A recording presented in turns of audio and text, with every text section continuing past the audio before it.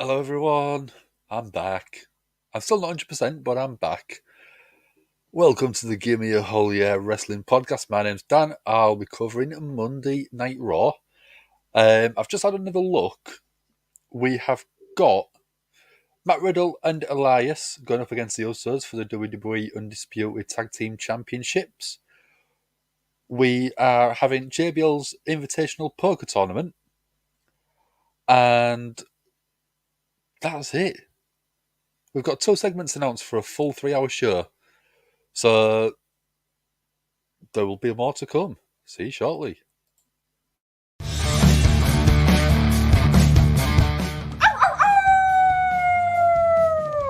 Hello, this is Shotzi Blackheart, and welcome to Gimme a Whole Yeah! I hope everyone checking this out in Yorkshire and beyond is having a great day.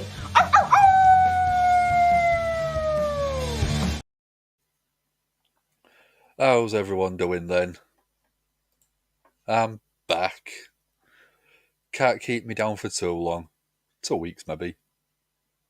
But yeah, how's everyone been? Let's get through some of the comments. I know we've got Sassy in. Welcome back. Thanks for being here. Yeah, I'm pretty much back to normal. I've still got a bit of a tickly cough and a bit of a sore throat, but it could be worse. But then sat here talking for 3 hours probably won't make my voice much better. Welcome to the Monday Night Raw stream. Yeah, Patreon Super Chat are available. Any donations are appreciated, but are always optional. We do have the membership available now, so you can subscribe to the channel and then become a member. If you do become a member, you do get out your own little custom emojis that you can use on the channel. We are looking at doing live streams and just like basically chat with everyone that subscribes. Please enjoy the show. Please like, subscribe, and share as always. My sister's in. Hello. Hello, Chloe. Saying hello to my niece. Sassy saying hey, Rich. I've got to ask you, Sassy, did you have a look at the unboxing video I did the other day for the Pro Wrestling Tees crate? Because there was something in there that I think you probably want to try and steal off me. Let's see. So I got a little badge off of the box, and I noticed Jack's just joined in. How we doing, Jack? I'm just telling Sassy about the badge that I got that we all said the other day she'd probably try and kill me for.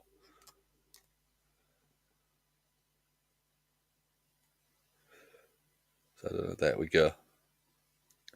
How's that, Sassy? Is that pretty?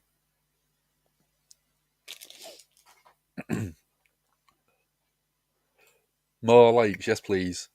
If you haven't already, do like the video, share the video, subscribe to the channel. We've got about 5-6 minutes left until Monday Night Raw. Do we think that we're going to get someone come up against Damage CTRL? Maybe Tegan Knox? I know she debuted on SmackDown. But could she be on Raw as well, maybe? I don't know. Sorry, Sassy. I thought you might like that badge.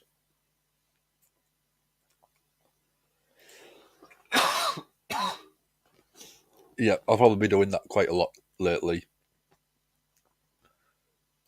You want Regal? I didn't get a Regal badge. I got a couple of t-shirts. I got the Acclaimed, and then I got a Scott Hall one. And then I got a Jeff Jarrett Micro Brawler, which is a cute little guy. I got a Young Bucks and Kenny Omega the Elite Keyring, which is just quite cute. And then I got a magazine sort of from Joey Janela. But yeah, again, really cool box. Really good stuff in there. Well worth the money. So Jack's looking up Christopher Eccleston Doctor Who's audiobooks. Ironically, the Northern Doctor is in my work half the time. Okay. One day you'll get a selfie with him. No. Hope so, Jack. But yeah, what do we think is going to happen with Damage CTRL? Do we think we're going to get someone come up against them, or is it just going to be Tegan Knox and Liv Morgan? Or do we think it's going to accept the invitational challenge for the poker tournament, JBL and Baron Corbin? There's a couple of rumours online. It could be Cameron Grimes. That's why I put it in the description on the video, which I think would be awesome. We've had quite a few people re-debut that have left the company. We haven't seen many people pulled up from NXT, but I do think Cameron Grimes is one of the people is most suited to the main roster. He seems to be very main roster ready. And I think he's been ready for quite a while. He's got a well-rounded character. Everything is polished enough where I think he deserves to be on the main roster. I'm actually quite surprised that Triple H hasn't brought him up a bit sooner. I thought there would have been rumours of him coming up not long after WrestleMania this year. Yeah, very nice match, but Mox is on your surf. I got your blanket from Mox and got a new Mox mug. That's nice.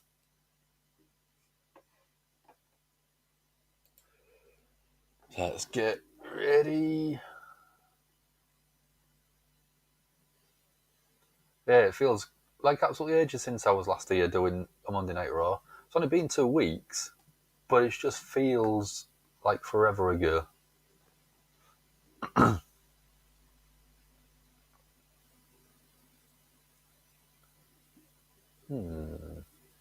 On. So what we normally use doesn't seem to be working for Monday Night Raw. So I'm going to have to find another way.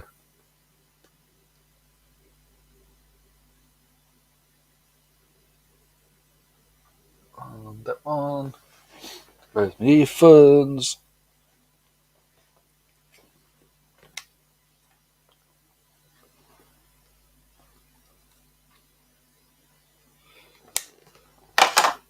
Let's have a look.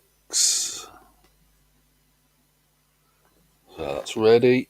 But yeah, what's people been up to then? While we're waiting for Monday Night Raw.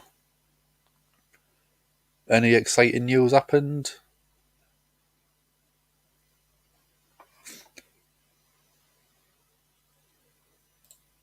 Thought I'd be all prepared. I was all prepared, and then the BT Sport apps logged me out. And it's Dom's passwords, and I don't know what he's updated it to. But evening. Sassy's saying hello to everyone. Now, I've got my cup of tea ready. I've got some double chocolate chip cookies. I've got... Where is it? A Time Out wafer bar. I've got a couple of snacky snacks ready to go.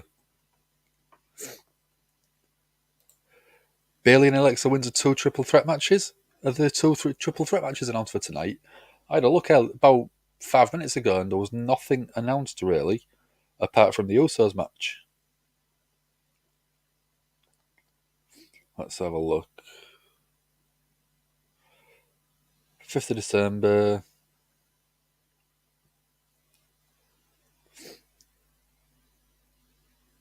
Yeah, I'm still not finding anything for any triple threat matches.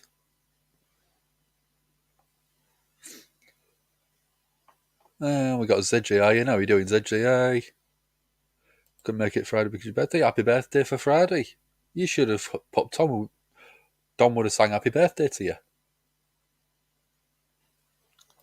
Teasers have been good on Instagram. Let's have a look on there then.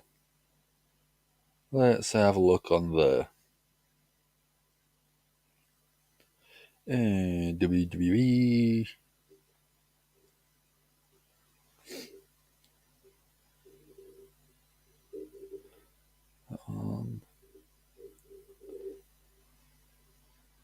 Baron Saxton breaking news, saying it's Bailey.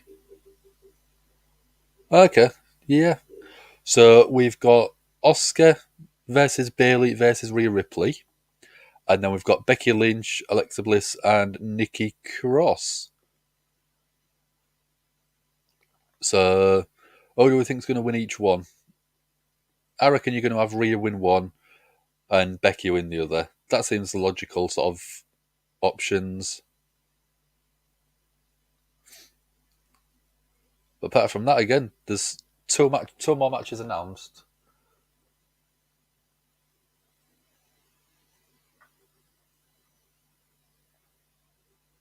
Come on. There we go. Baron Saxton announced a 2 triple threat match early this evening. Yeah, I've been sort of napping, so I didn't really see. Sassy's got pretzels, orange, Kit Kats, ginger beer, and coffee with honey cinnamon creamer. I'm not a big fan of ginger beer and I don't like coffee, but the rest of it sounds alright. You're a shiny Charizard card. Rare. I've got a shiny Charizard. I've got Alakazam. I've got all of the first set and the rocket set and the fossil set. All still in the folder. You're watching the 10k pack first base series opening. There's been a lot of people doing stuff like that, finding old packets of cards, opening them up and getting some really cool cards. But I've already got them all. Sassy's throwing the happy birthday emojis out for you. Chris can see me and him costing Rhea the match. That's not a bad shout. Sadly, can believe a pack did 10k, yeah. Jack's got eggnog. No. Sassy's agreeing with Chris. We've got spiked or normal eggnog. I don't think Jack will spike his own drink. And we've got Sami Uso with Solo Sikoa and the Usos coming out first.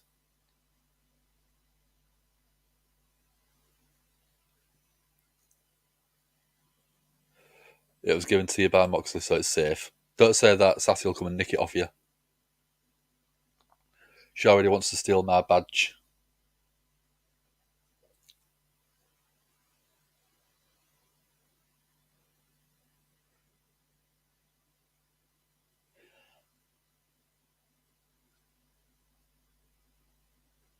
So we've got the Usos gearing in the ring. Sami Zayn's dancing like a lunatic outside, which is funny. Really going into the spirit.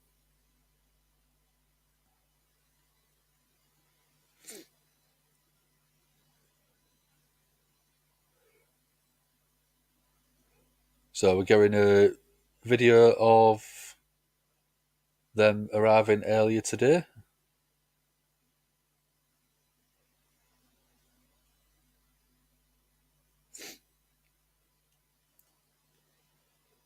And Baron Saxton interviewing him. Then Matt Riddle just coming down flying on his scooter.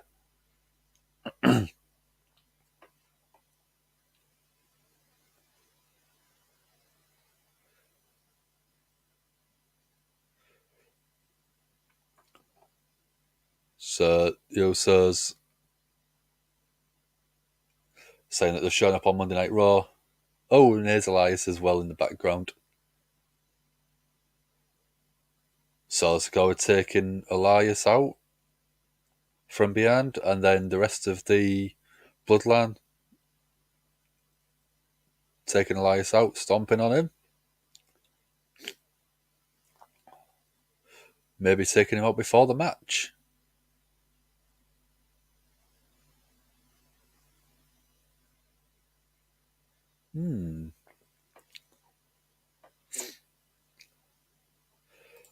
We've got Michael in. How you doing, Michael? Don't worry, you're not late. You haven't missed anything yet. We've just had the Usos come out to the ring, so you're fine. Jack, you have me singing. Make it so, make it so, make it so. Mox buddies are in.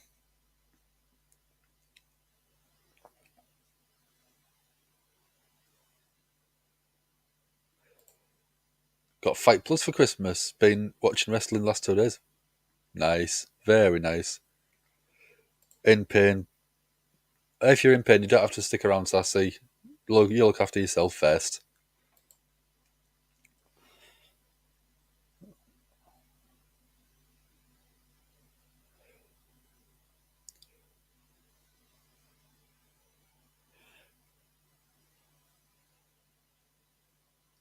Solo's very one-dimensional still, I think. Even though he's been on the main roster for a few months now, he just stands behind the rest of the Usos and just looks menacing.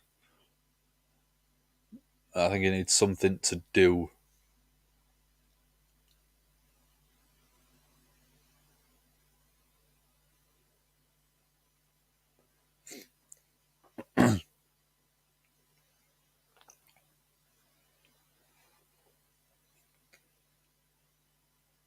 So the Usos are saying they're going to take...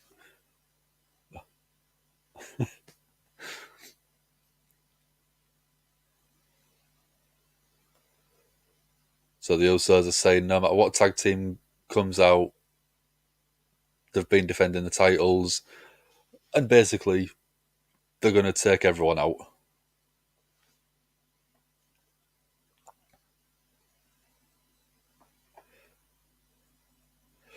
And we've got Riddle coming out.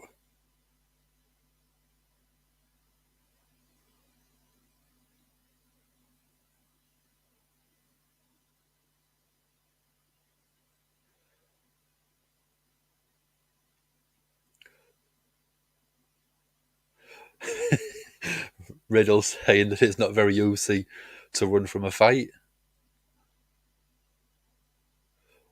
Sami Zayn's calling Matt Riddle his dog now.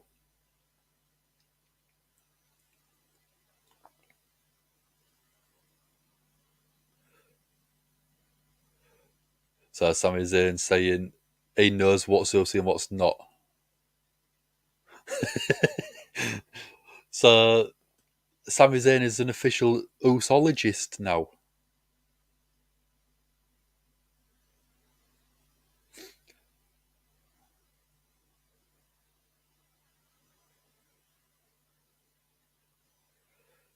So Sami Zayn saying that Solo taking out Elias earlier on is Uso.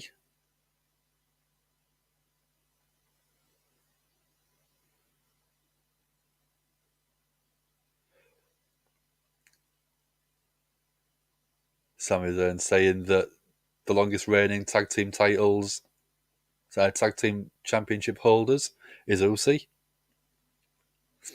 But he's getting the crowd to do it.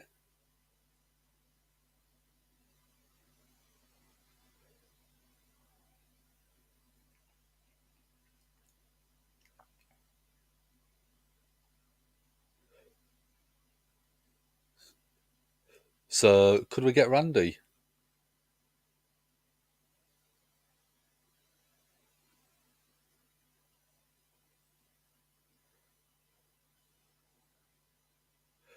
So there is definitely going to be a tag team title match tonight.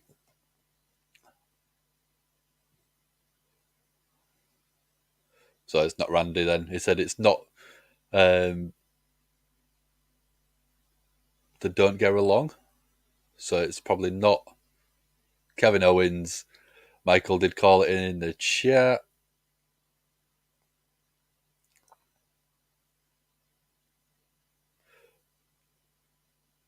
I mean, Kevin Owens coming out, having a chance to win tag titles. Kevin Owens just walking straight to the ring. Looks like we're going this match to start off with.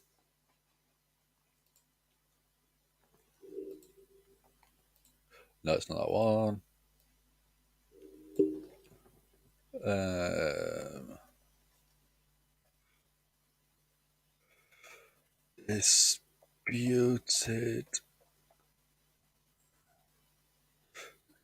Undisputed Tag Titles. The Usos v Riddle and Owens. Don't worry, give me a second and I will have the poll on there for you.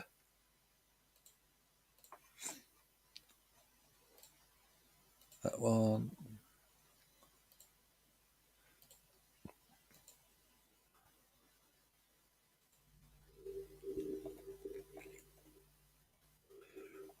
Riddle and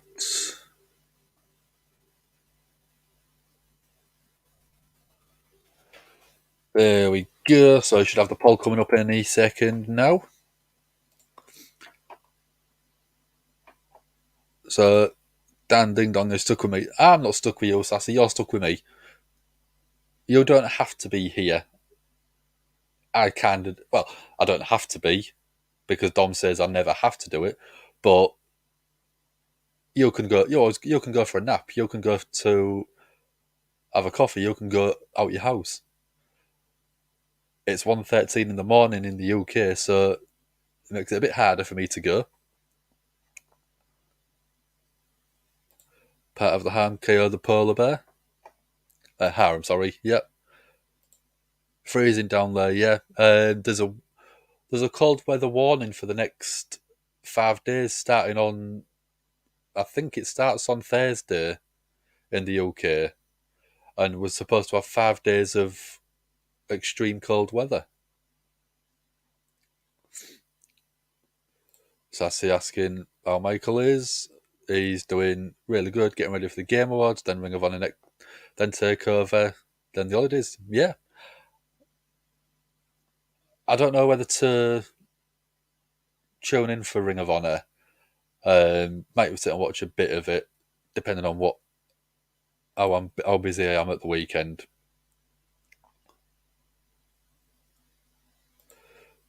Sarah's buying Randy a jumper as he's getting old and he's getting cold. What are you going for on the jumper? Yep, I need to be here. That's why you don't normally see my left hand, because it's normally handcuffed to the chair.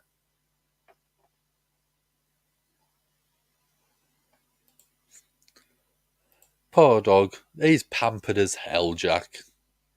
Don't let him fool you. Yeah, say hi to Randy from all of us.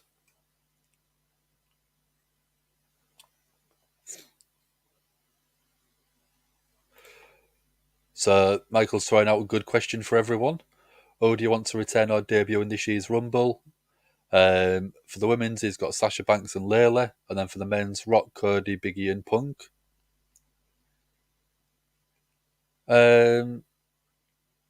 I would quite like to see Bron Breakker on the main roster. I think that he's quite ready to come up, and I think that he could lose a title just before, maybe Deadline, I think it is, and then appear on the main roster, have a good showing at the Rumble. I reckon Cody's a showing definite return at the Rumble. He is favourite to win the Rumble. Rock, I don't know. I don't think they'd put the Rock into that sort of match, because it's not diminishing returns, but I do think that the Rock doesn't need to appear in the Rumble. to make it a big show or a big match. If you brought The Rock back the Monday night after WrestleMania, after Royal Rumble, that's going to pop huge numbers. And I think that they would prefer that than actually making him appear at the Rumble. The Rumble. Jack's now working Wednesday, Thursday, Friday. Yeah, next year's Rumble in it. Sarah's not decided, but it'll be snazzy. Binks is at vets discussing getting demasculated later today. Oh, that's not fair on him. Biggie and Matt Cardona. Yep, I had to think they know what you meant. For the women, Ty Valkyrie and Io Shirai. Well, Io Shirai is Io Sky now, in Damage Control.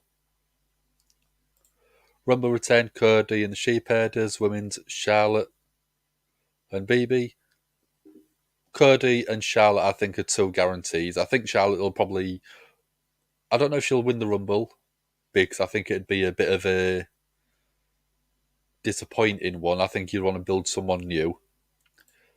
Yeah, I mean, it could win the title... No, it could win the Rumble, but then go up against Cody on... If The Rock won the Rumble, he could go up against Roman one night, lose, but then the second night go up against Cody and lose one of the titles to Cody. Would be a good way to get one of the titles off of him. Cardona, yeah, I knew what you meant. Sarah's agreeing with Cody. Sanity. Eric Young is supposedly turning back up in WWE as well. His Impact days, I think, have all been completed, so he could be a good person to debut in the Rumble and then build him up the way that Triple H built him down in NXT. So we've got the Usos, Jay with a backbreaker, Jimmy off the top rope.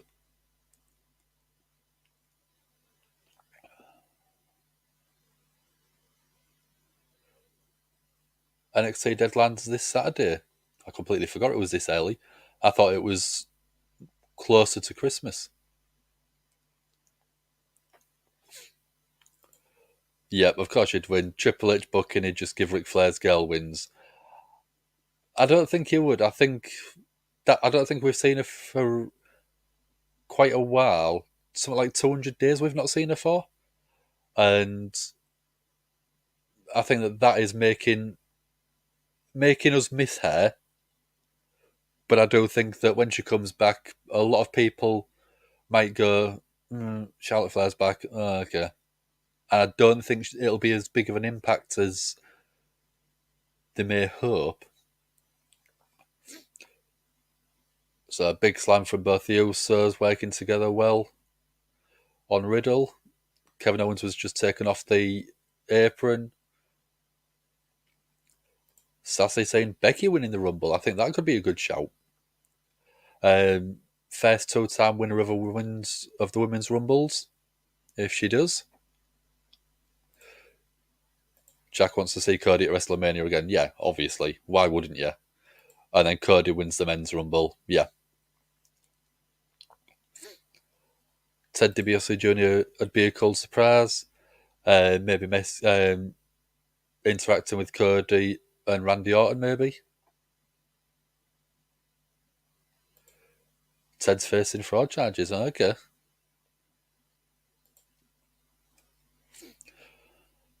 But yeah, I mean, there's a lot of people that could come back, and I don't think that Triple H would tell you too many participants beforehand. That's one thing that I did find with the last couple. You had 26, 27 people announced for it. So there was no real surprises. Any big shocks on returns or debuts and stuff like that. And I think that Triple H is a bit smarter than that. He'd probably announce a few beforehand, but try and keep as many participants under wraps, because that way you can have a lot of fun. No, I didn't know that either, Michael. So very interesting.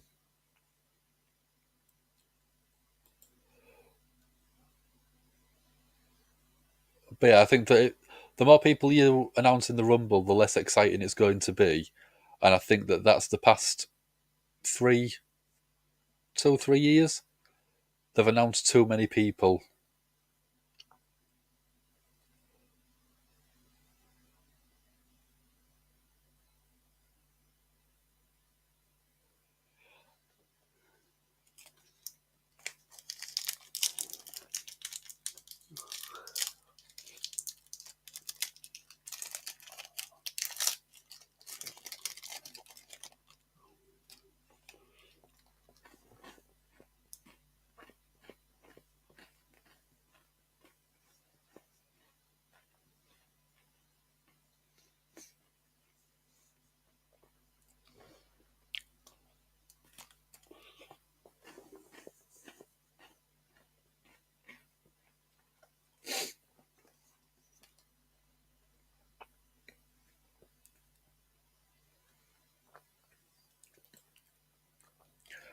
So Michael's saying Stone Cold or Booker T since they're in Texas.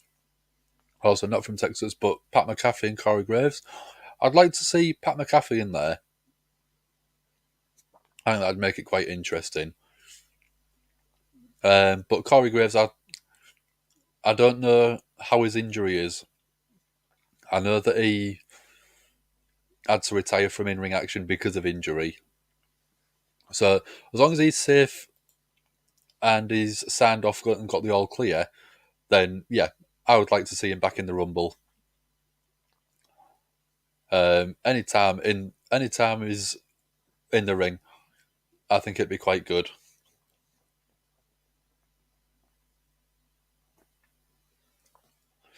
So they're doing an advert for a show called Barmageddon.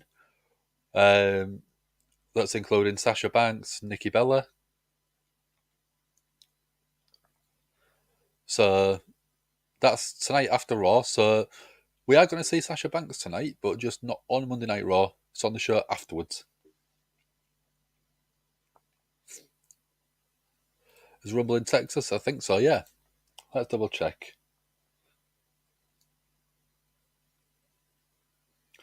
Rumble 2023.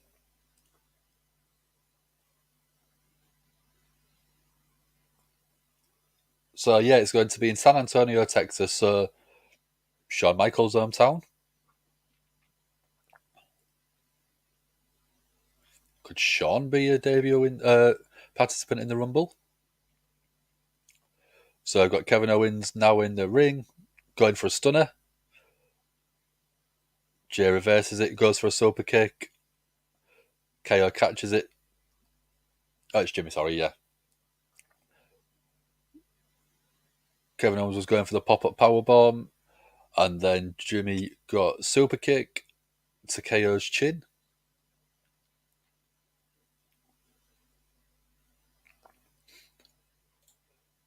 Austin, HBK, and Taker.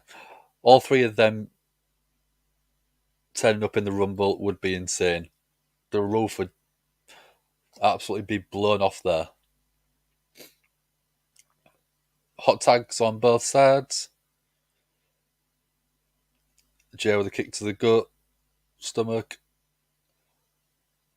Riddle with an head scissors takeover to the outside. Riddle just rolling back into the ring now.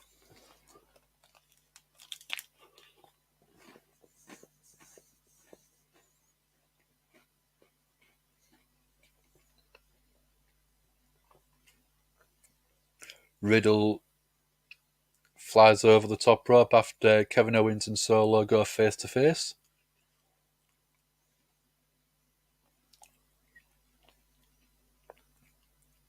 The Usos have made a sneak tag.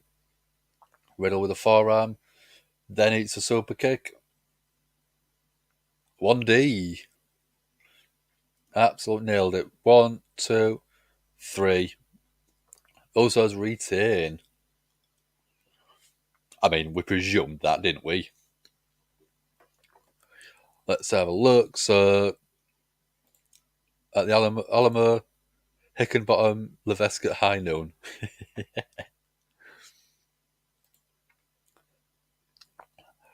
Yeah, Michael saying that that would be nuts. It's the potential to be the best Rumble in years. I think it will be. I think past three, I've had a couple of good moments, but the Rumble itself hasn't been exciting or shocking. Whereas this year, I do think that Triple H will go back to the sort of more old school style of booking and just have people appear in the Rumble rather than announce themselves beforehand or announce anywhere near as many. Riddle's getting beaten down. KO's coming in with a chair to the back of Jimmy, to the back of Jay. Sami Zayn hightailing out of there.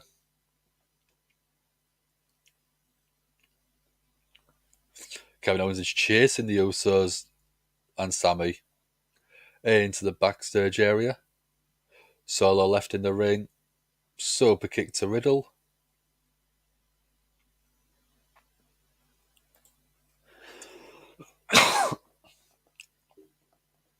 Solo firing right hands on Riddle.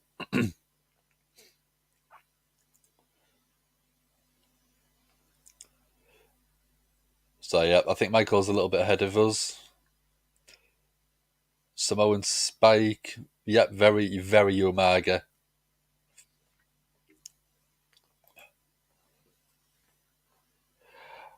I do think that, if I remember rightly, I saw the Usos did have an Umaga-style face paint. I don't know if it was an old one or if it was a recent-ish house show, but they had sort of the face paint on one side of the face, which was very Umaga sort of inspired design. Solo with a steel chair now. Wrapping it around the head of Riddle. So we're going to write Riddle off TV for a while, or we're going to have Randy turn up maybe. Will Cody get the extended bit of his theme back? I hope so. I think he deserves it. So Riddle with a steel chair around his neck. Solo running in. Hip attack on that steel chair. So looking at it, it might be writing Riddle off TV.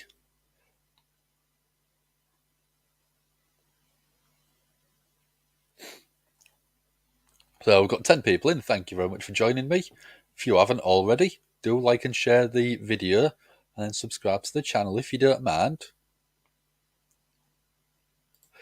He had surgery a little while back. There's rumours, or the update that was last out was that he's had lower back fusion surgery. So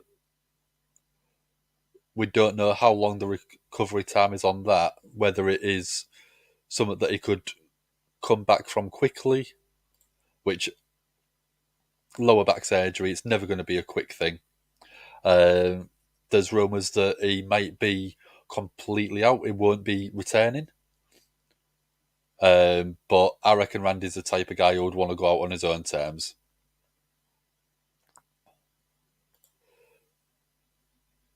Stephanie and Triple H start numbering manias again. I think it was good, but I do think that for the old school sort of fans, you do want a numbered mania. But then if you go 20 years down the line and you've got WrestleMania 75 and then WrestleMania whatever, I think the numbers do date it a bit, which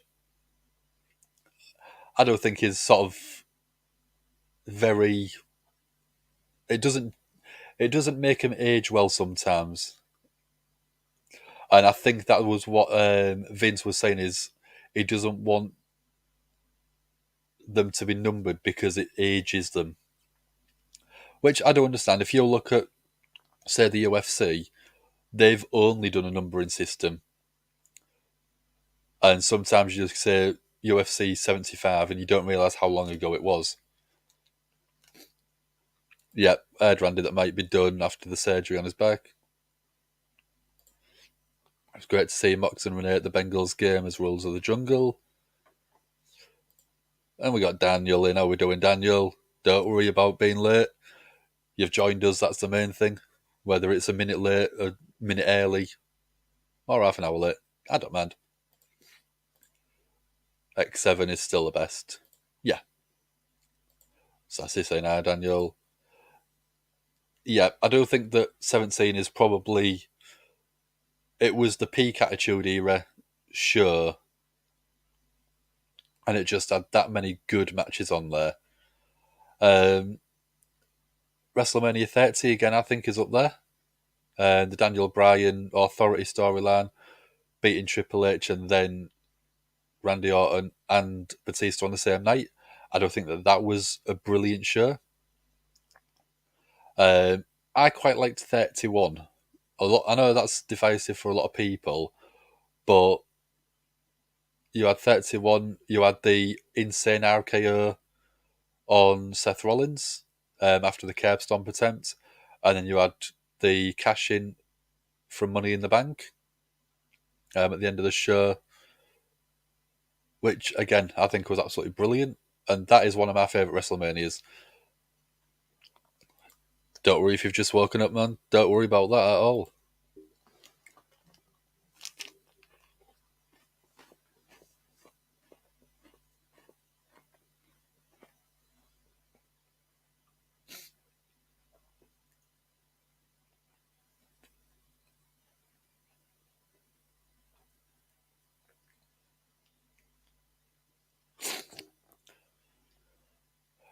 But yeah, I mean, what have you missed? The Usos took out Elias before the start of the show, which meant that Riddle needed a tag team partner, and that tag team partner ended up being Kevin Owens. They've had the match, and then the Usos obviously retain the titles, and that's it. You're all caught up. Nice, quick, and easy.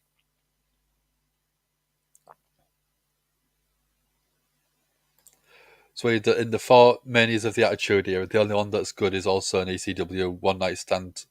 Yeah. One Night Stand to 2005 is, I think, probably in my top 3 pay-per-views of all time. So I forgot to update that one. Let's have a look, see who voted on the poll. So we had 57% of people thought the Usos. So 40-odd% of you thought that Riddle and Owens would beat the Usos? Really?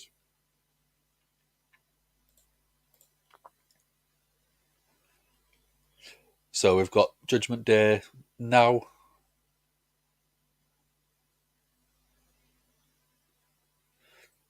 We've got Rhea in the bag saying that the other people in the tag team match have been title holders and they've won the Rumble, but they're not Rhea Ripley.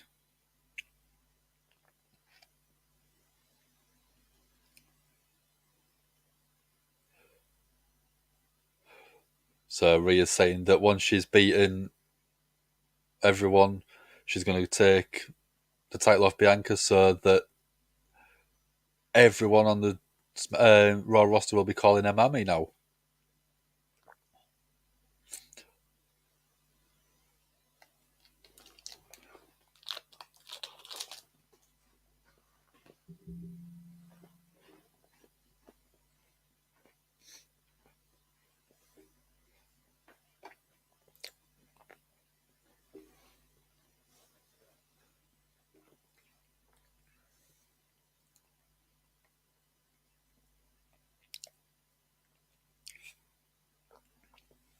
Super chat, yep, is open if you ever want to just send a little bit of cash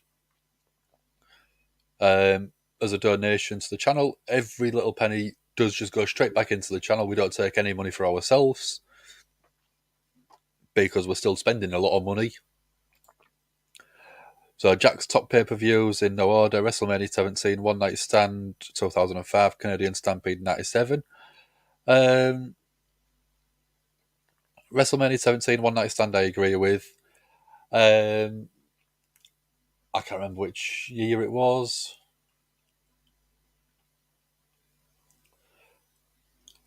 But one of them in my top three, Royal Rumble 2000. You had the debut of Taz going up against Kurt Angle. You had the Dudley Boys going up against the Hardys in a tag teams tables match. You had Triple H versus Cactus Jack in a street fight. You had a triple threat match for the IC title: Chris Jericho, Chyna, and Hardcore Holly. Yeah, and then you had The Rock winning the Rumble. But yeah, I thought that was a great show. So I would probably swap Canadian Stampede 97 for that one in my top three. And then again, WrestleMania 30 and 31, very, very close. So we've got the JBL Poker Invitational. We've got Good Brothers. We've got Mia Yim, Chad Gable, Otis, Baron Corbin, JBL, Akira Tozawa, Tamina, Dominic Mysterio, Shelton Benjamin.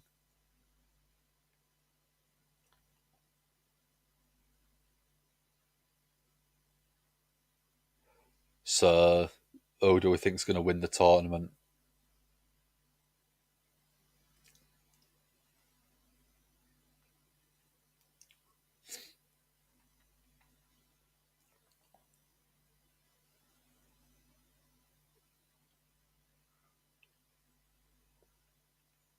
Oh, we've got Dexter Loomis and Johnny Gargano.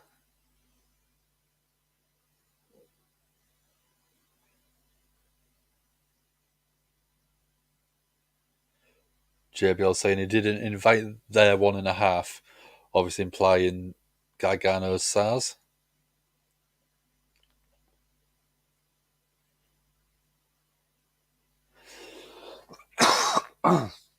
So Dexter Loomis pouring the money out of the bag that he was owed from The Miz last week.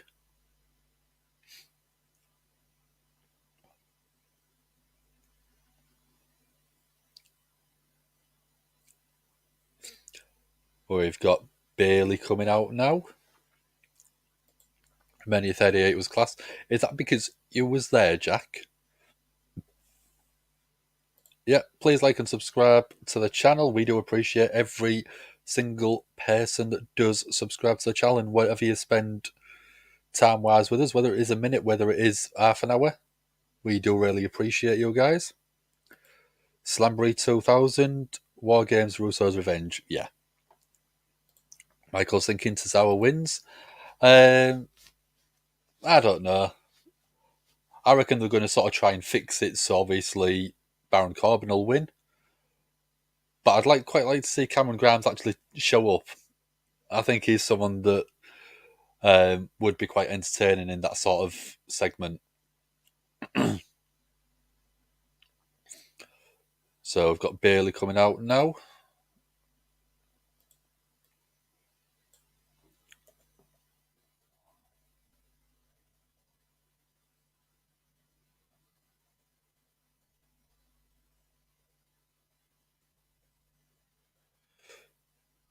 Get that banner ready.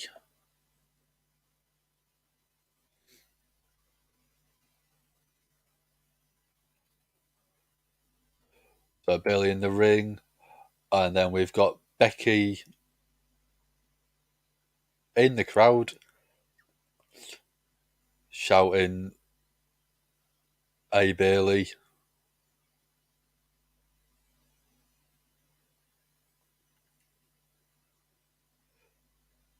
Becky coming through the crowd.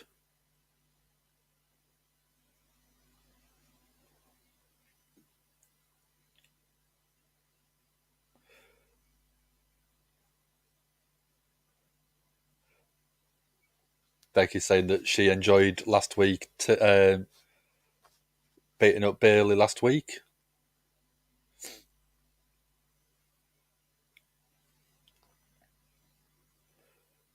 Becky saying that there's a great sign, big time Becky.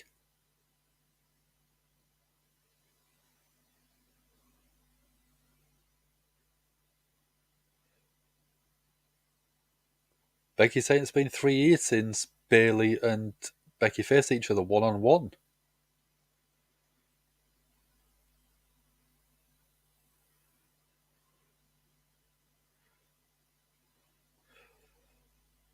Becky saying that Bayley held the title during the Thunderdome era.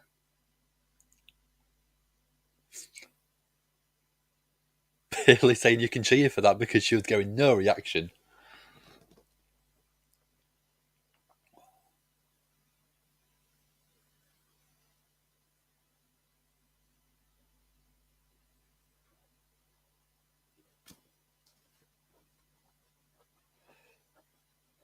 Bayley saying she's going to win the triple threat match.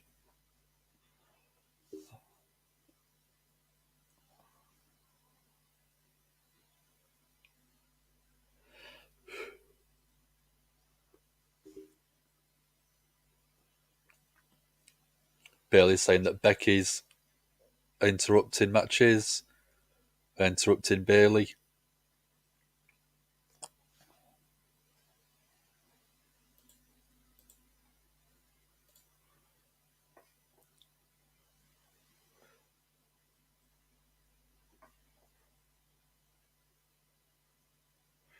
So Bayley's saying that the spotlight's all about Bex. Crowd cheer. Becky looks a bit sheepish. And then a Becky chant starts. Oh, $1 Million Man would be quite good in that poker tournament.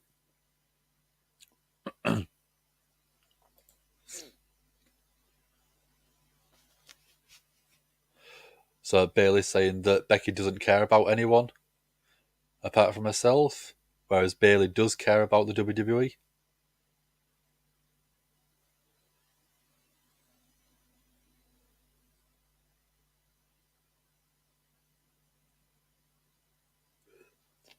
Bayley's saying that she's looking out for the future, which is why she's got Dakota Kai and Io Sky.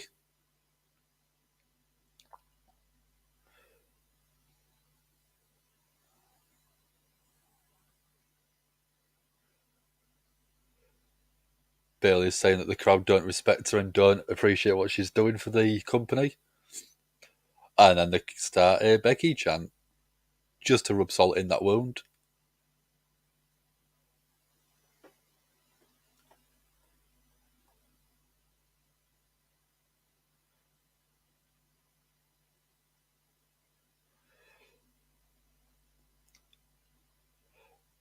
Becky's saying that Damage CTRL has been successful, but only 2/3 of Damage CTRL have been successful, obviously, with the tag titles. But Bayley keeps coming up short against Bianca.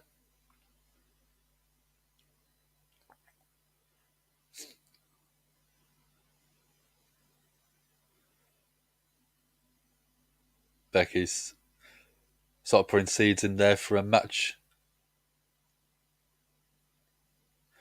against the two. And then Rhea Ripley's coming down to the ring now. Becky's heading back. So we're going to get a face off with them two.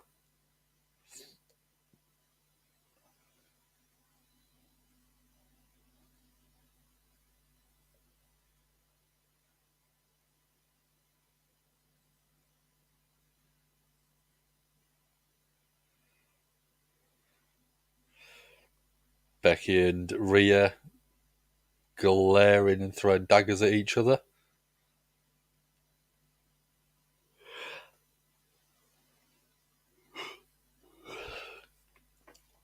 So while waiting for that, let's have a look. Seeing your all-time favourite live was a treat. Same with future wife Bex and Cody's return, yeah. And we got the Eternal Nightmare in. We're doing Yep, change profile picture again, I noticed. Sassy saying, hi Nightmare, what's up Sassy? What's up Nightmare, says Michael. Eternal Nightmare's doing good. Michael's doing good. Yeah, Rhea's new theme with the vocals on there just gives her a little bit of a edge over the Judgment Day's entrance theme. Cats have farted on you. That's a shame, Jack. Not really, it's funny. Eternal Nightmare's laughing. Sarah's cat made her get out of bed to let him in the bedroom. Aww. Well, he's on a dinky. Oh god, even Jeffrey Archer doesn't deserve a cat fart. No. Yeah, please subscribe if you haven't already. We've got 8 people in, so I do presume most of you in there have liked and shared the video and subscribed to the channel. So Binks has jumped in the bathtub. You can stay there.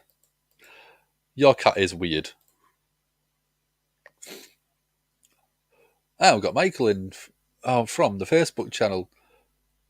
Hoping to separate the tag team titles soon. Yeah, I do think that we do deserve 2 separate champions, one for each show. But the problem is, who do you put them on? Who do you have take the titles off of the Usos? We're really close to 1.5. Yeah. Jack's been up since 7. Might tap out about 2 o'clock. That's fine, Jack. Go get yourself some sleep. Let's go. Michael, says Sassy. Yeah, who would you like to see take the titles off of the Usos then? Michael's already got it. KO and Sammy at Mania. The rumours are Kevin Owens, Sami Zayn and Roman Reigns at the show before Mania, whichever that is, No Way Out, whatever they're calling it.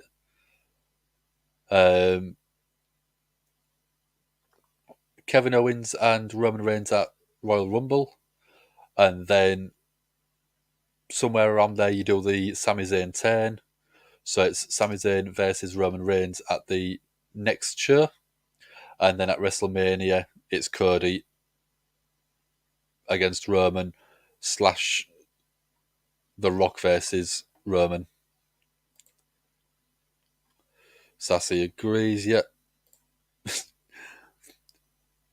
Jack saying the Bushwhackers.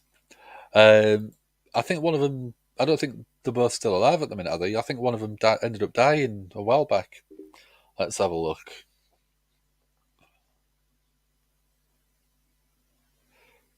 Bushwhacker Brothers. Let's have a look.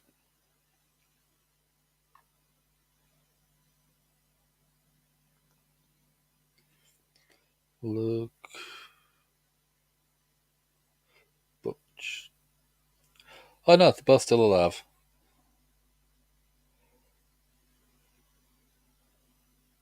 Bushwhacker Butch, his birthday is the day before mine. I didn't know that.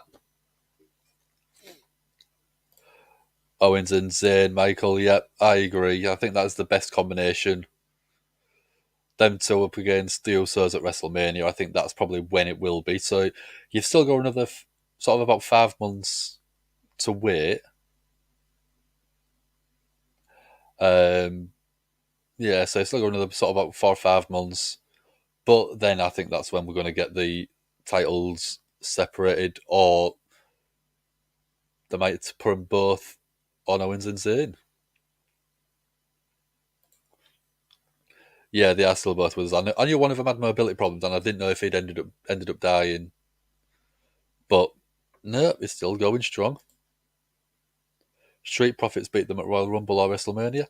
I could see that. I could see the Street Profits taking one of the pair of the titles, and I do think that it should be sooner rather than later, because that way you're going to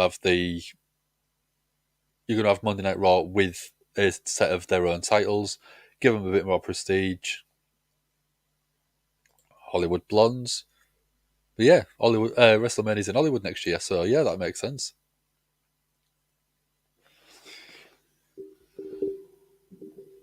We're getting Oscar come out to the ring now.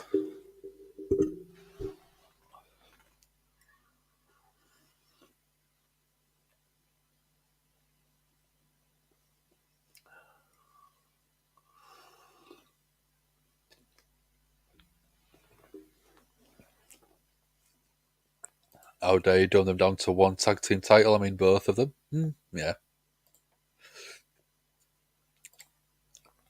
Then again, Sheamus and McIntyre would be hard to beat. That would be hard to beat. You'd be scared to want to go in the ring with them too.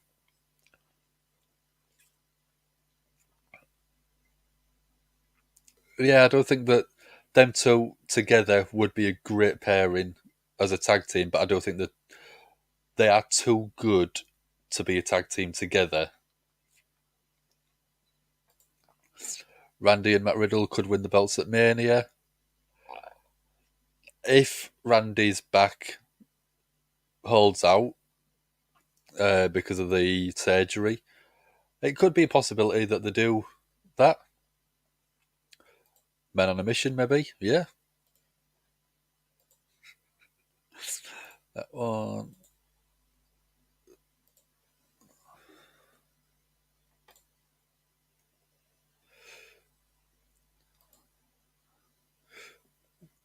Bailey.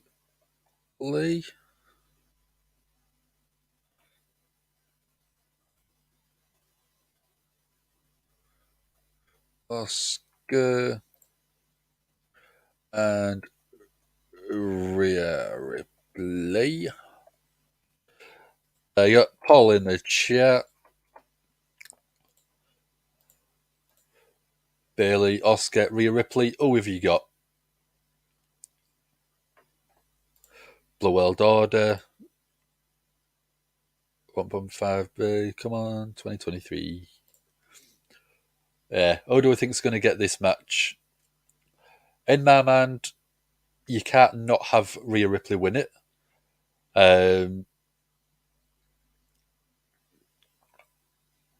Rhea's just sort of been on a dominant streak, so I don't think that makes sense for her. Bailey just looking at Rhea and saying, "Come on, mammy."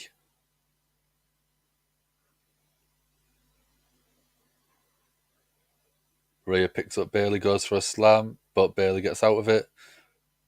Takes a big right hand to the midsection. Bailey needs a win. Yeah, I think that is definitely the case. I just think that Rhea makes more sense after Bailey's had numerous attempts at winning the title. So I think that Oscar's there only to take the pin, which is harsh. But Rhea winning this match and then going up against either Alexa or Becky Lynch in the next match. The fact that no one thinks Oscar's going to win is funny. I think she's there to take the pin, in all honesty. Just realised why Bailey's called that.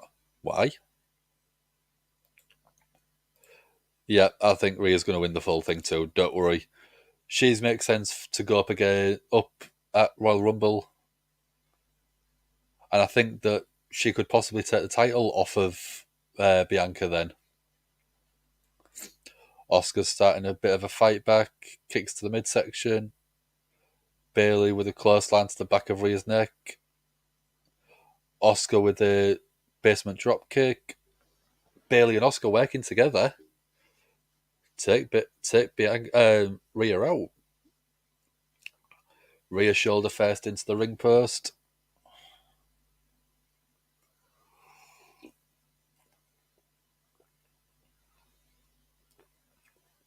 She's from the Bay Area.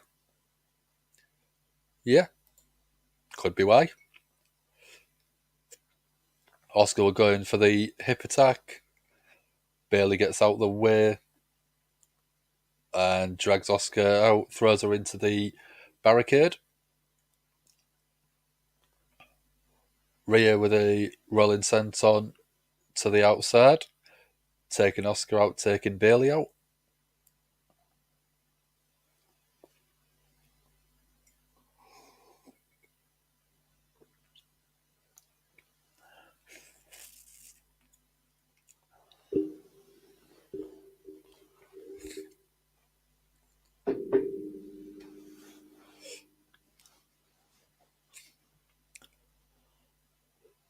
So we're on a commercial break again.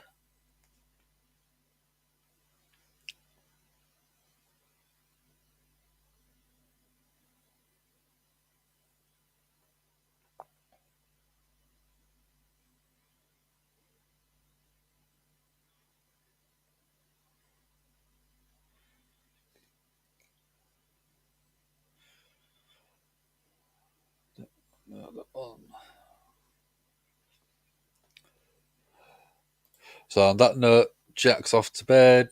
Yep. Please like, subscribe, and play to my ego. I don't have an ego. And it's only 1-0 on 2 there, Jack.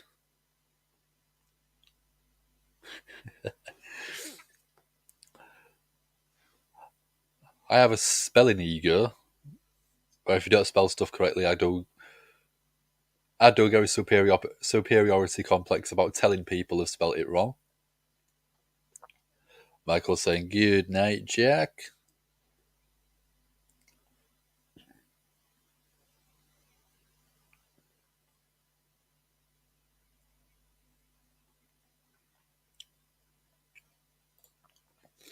Yeah, you'll go get yourself to sleep, Jack.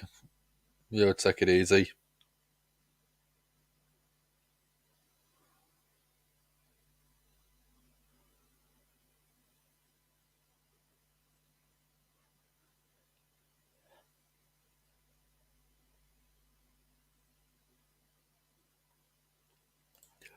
Enjoy the channel and enjoy Dan being a nerd.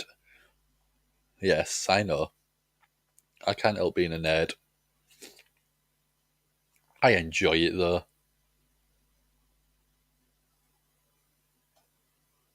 Yeah, Jack, go get some rest, says Sassy. Listen to my manager.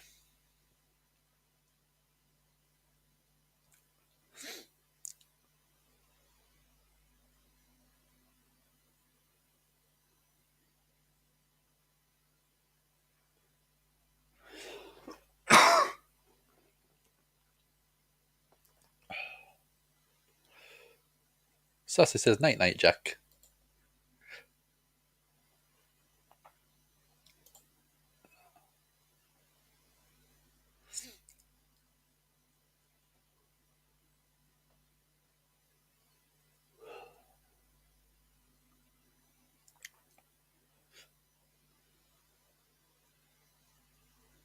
So just coming back to Monday Night Raw, Asuka, Bayley, Rhea Ripley, triple threat match.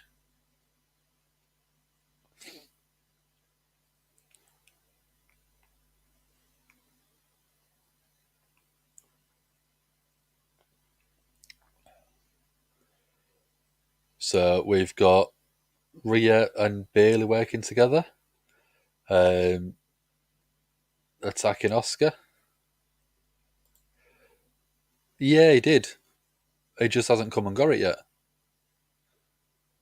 If he wants the belt, he comes and gets it. I took it to him last time. Don't tell him I said that though. So Bayley tossed to the outside. Asuka with the quick attacks, fast feet, fast elbows, attacking Rhea. Rhea's refusing to budge.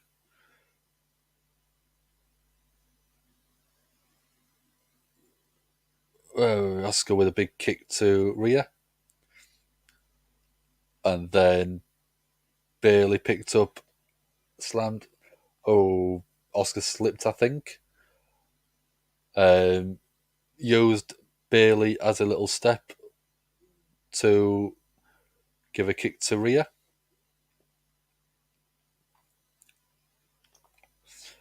Asuka was looking for a bulldog. Rhea sort of threw her off, but managed to still get an attack on Bailey. On Bailey.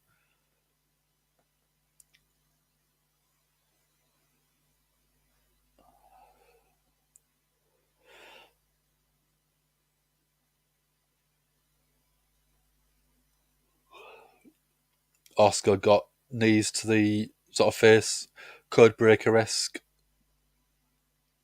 style. Asuka now kicking Rhea and Bailey. Bailey gets out of the way, goes for a roll-up, gets a 2 count. Bailey went for a kick. Asuka caught her, got her in an ankle lock. Could Bailey tap out?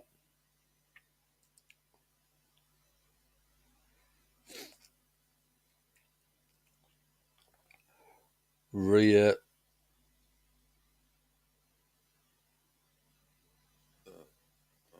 was having her hair grabbed, and Asuka with German suplex to Bailey. Asuka with a huge kick to Rhea. Bailey pulling Asuka out the ring.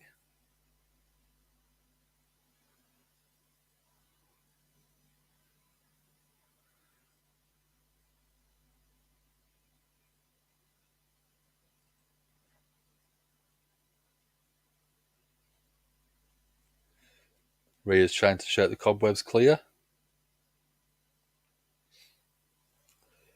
Bailey telling Rhea to get up.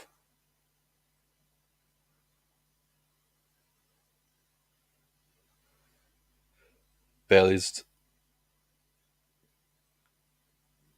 trying to work together with Rhea. Rhea's saying she's not part of Damage CTRL. Bailey was about to sneak attack Rhea. Rhea catches her. Forearms exchanged from both of them.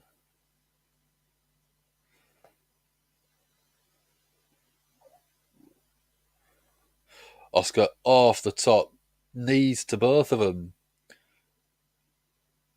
Asuka got a 2 count on Rhea, rolls across, trying on Bailey. 1, 2. In all honesty, Rhea should win against Belair, and Becky should win the Rumble. Go against Ronda. Great booking. I can't agree with that more. Sassy's update: Orton's fusion surgery on his lower back. He'll be out for an extended period. Yep. It's going to be a long while. Does Tegan Nox look like a whole different person? Not far off. Yeah, she's had quite a while, quite a bit of time off. But I do think that she's going to be a little bit of a refresh to the women's division. I think she deserved a bigger pop on her return. Rhea with a drop kick to Bailey and Asuka. Goes for a pin on Asuka, gets a 2 count. Yeah, when she debuted on SmackDown, or re-debuted, I was expecting a bigger pop. And I was very disappointed with the volume of it. And I think that they should have brought her back at Clash at the Castle. It was in her own country in Wales. So the people that was there, with it being in the UK, we know our UK wrestlers quite well. And I do think that it would have been a massive, massive pop. Asuka with an armbar on Rhea. Could Asuka win via tap out? Bailey with an elbow off the second rope. Breaks that up. 1, 2. Gets a 2 count on Asuka.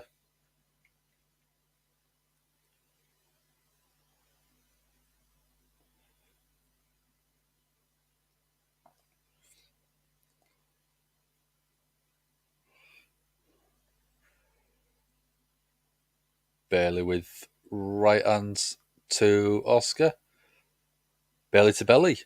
Bayley to belly. We haven't seen that in a while. Rhea breaks up the pin count though.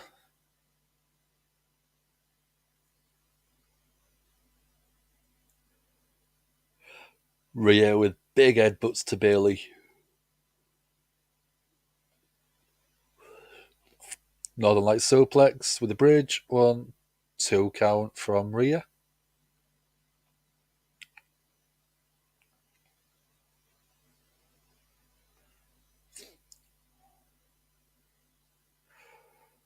So Asuka up on the shoulders of Rhea. Face first slam. 1, 2. Asuka kicks out at 2.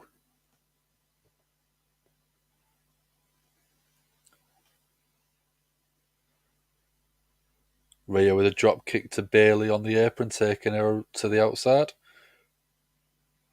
Rhea's rolling to the outside.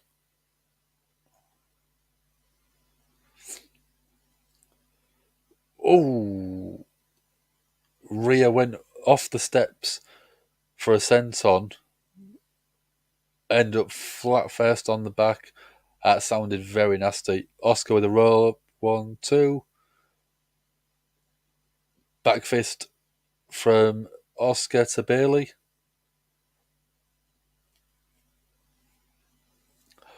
Asuka with a big boot to the chin of Bayley.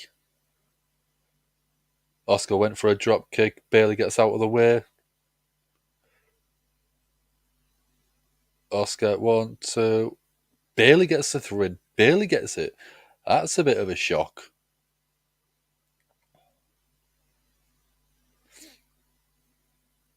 I think we all thought it would be Rhea.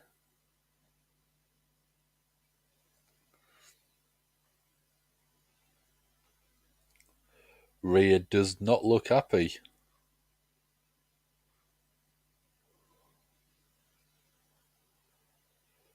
Rhea's taking out frustration with forearms on Asuka.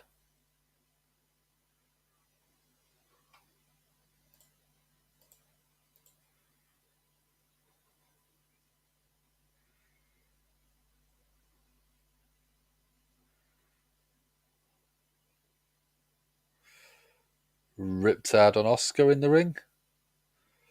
So Rhea taking out a lot of frustration.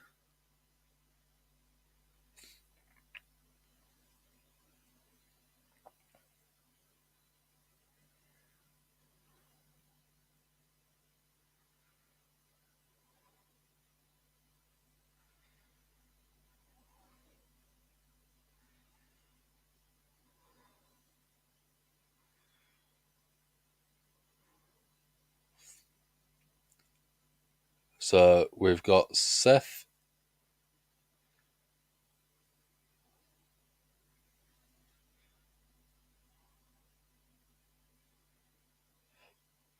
Next week, Seth versus Lashley for a number 1 contenders match.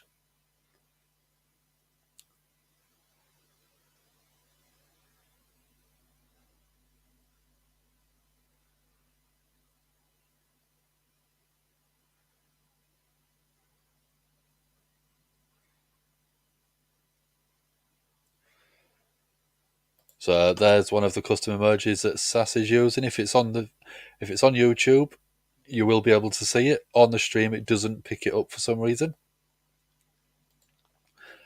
Bayley's had to win, took so many losses. I thought that's why they'd put Asuka in there to take the pin for Rhea. But, surprising. Let's have a look on the poll. 60% of people thought Bayley. I thought a lot more people thought it would be. I thought more people thought it would be Rhea.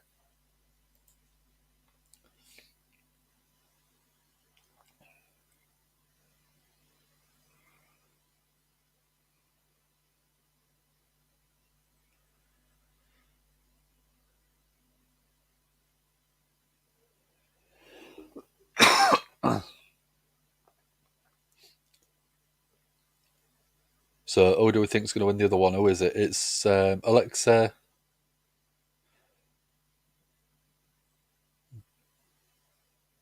Becky.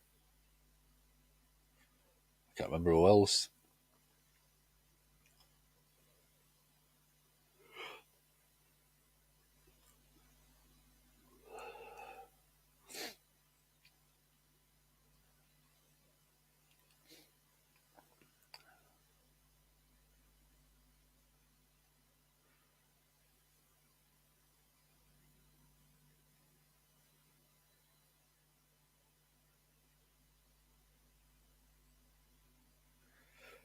We are on commercial break.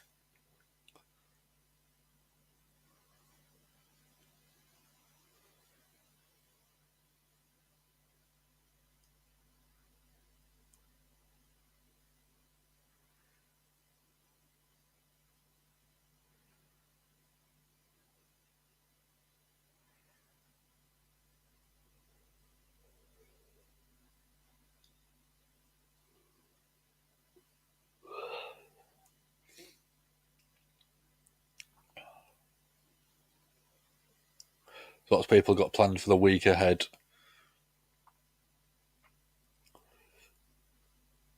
We're on a Monday, so I've got work Wednesday, and then Friday and Saturday.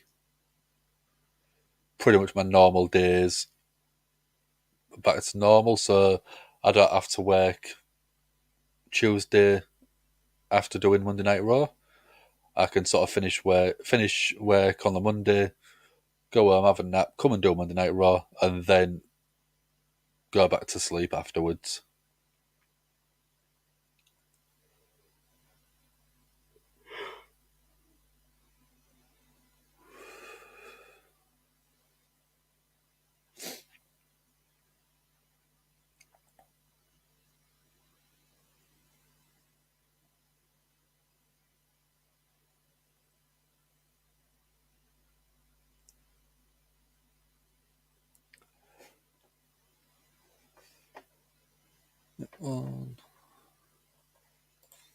Only 2 people watching it? No. It says that there's 6 on at the minute. Drew McIntyre said he's medically disqualified to compete on SmackDown this Friday. But he'll be back soon. That's a bit of an interesting development.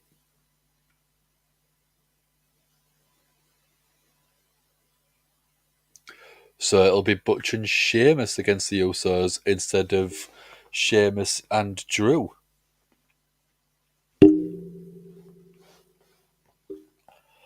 So that makes it a little bit different.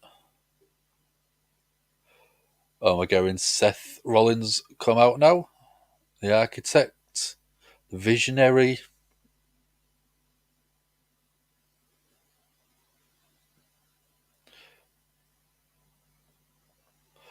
And he's wearing a ridiculous suit as always.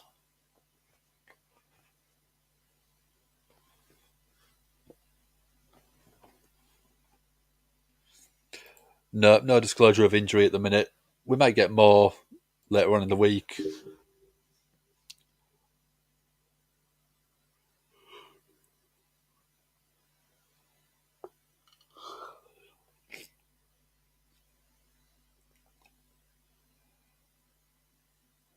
So Seth wearing a ridiculous blue suit. Next week, number 1's contenders match for the United States title. Bobby Lashley versus Seth freaking Rollins. Whereas I think now they need someone else in that mix. It's been Seth, Bobby Lashley, and Austin Theory for the past couple of months. I don't think they need a bit of a change in there.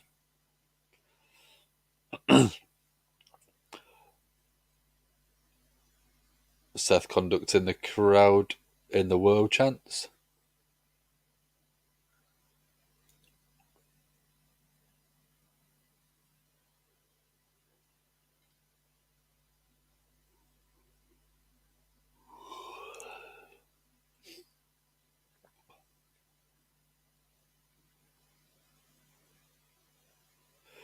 Seth saying welcome to Monday Night Rollins.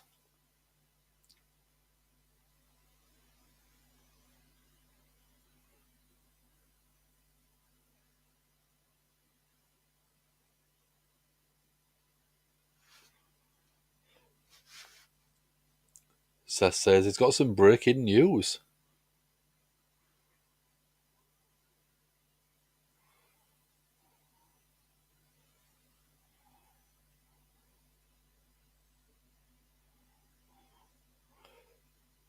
So Seth's announcing something that I just disclosed about 5 minutes ago. Because it's already been announced.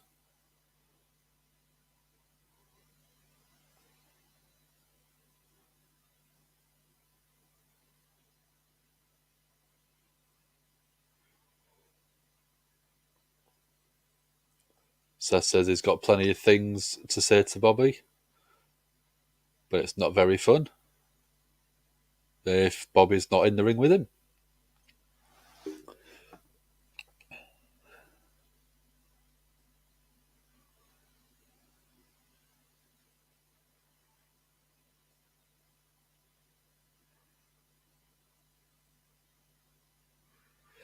And we've got Bobby Lashley coming out now.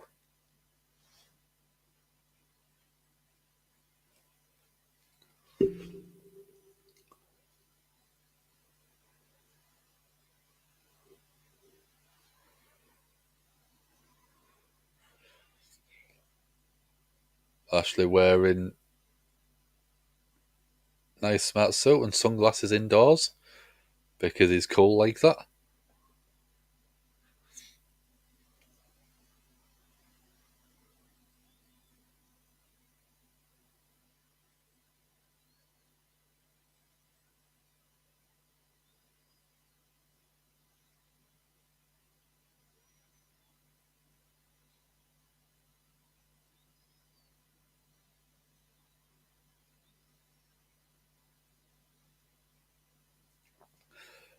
So we've got Lashley in the ring now.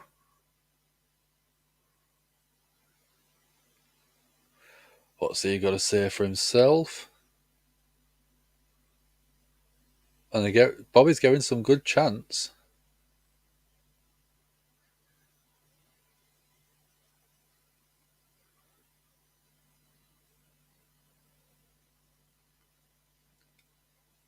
Lashley's saying, "What would you like to tell me, Seth?"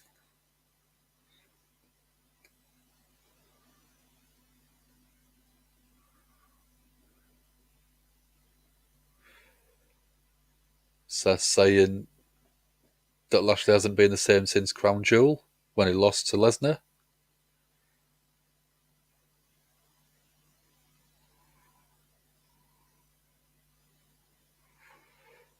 So what's Lashley's obsession with Lesnar?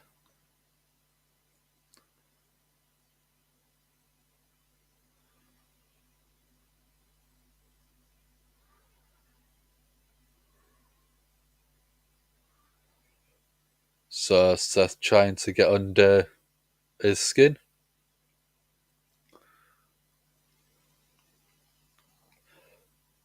So Seth saying Lashley's not scared of Brock Lesnar? Or could he be jealous of Brock Lesnar?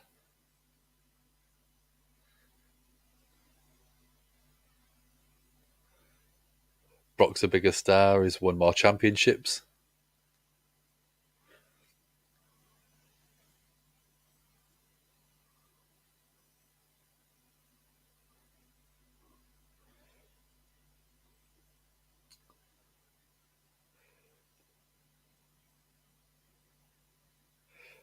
So Lashley's saying that it's not about Brock, it's about Seth and himself about the United States title.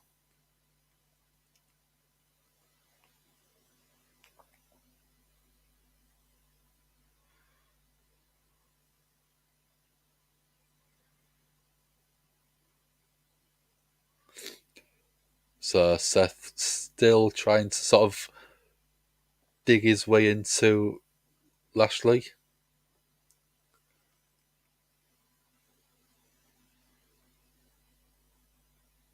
So Lashley's just dropped Rollins. And have started going right hand to right hand. Lashley throwing Rollins to the outside.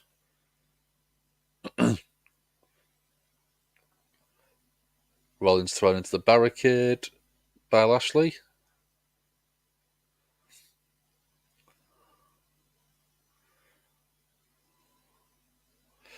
Lashley with the right hands.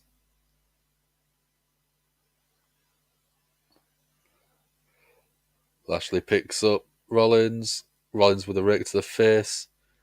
Creates some separation, or tries to.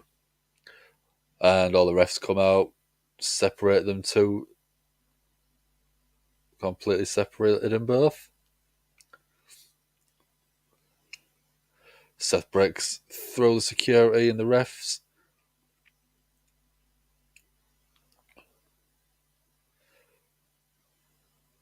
All the officials going against, trying to keep them separate.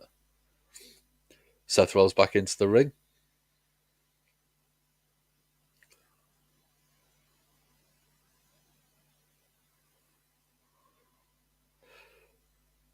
So Rollins in the ring saying, "Do you want to go now, Bobby?"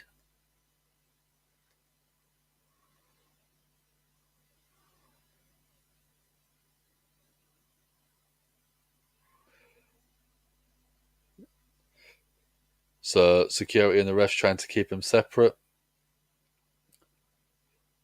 So Lashley's just speared one of the security team.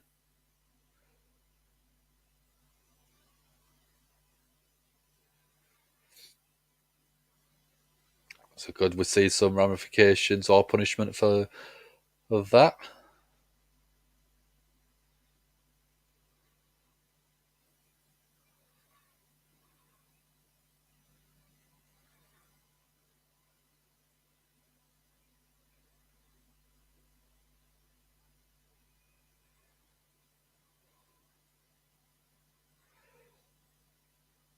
So by the looks of it, Seth is right in the head of Bobby Lashley. We've got Baron Saxton about to interview Austin Theory.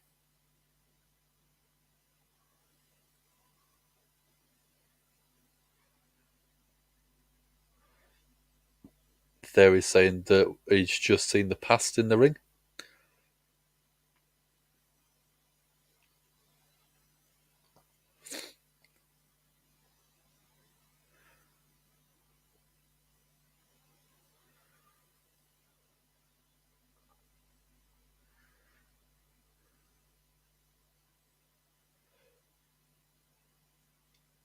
Oh, walking straight into Ali.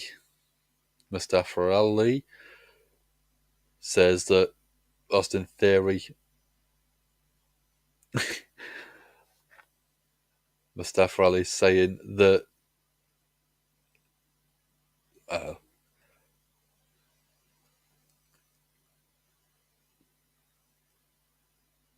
Ali is saying that he has to fight for everything he has. He has to fight for an opportunity at the title.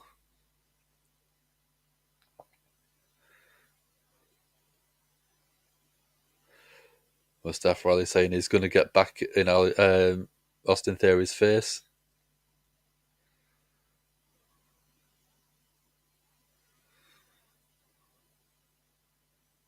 Oh. Theory saying he'll do it tonight. So could it be Mustafa Ali versus Austin Theory tonight for the title?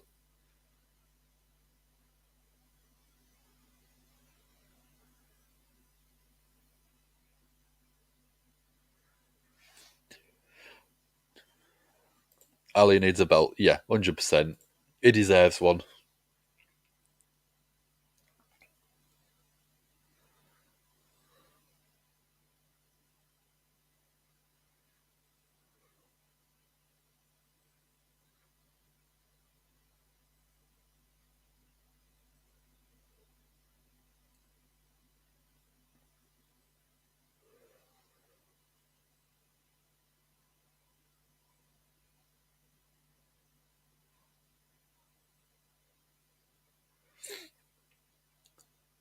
Oh, Peacock are doing a Ric Flair documentary that debuts on the 26th of December.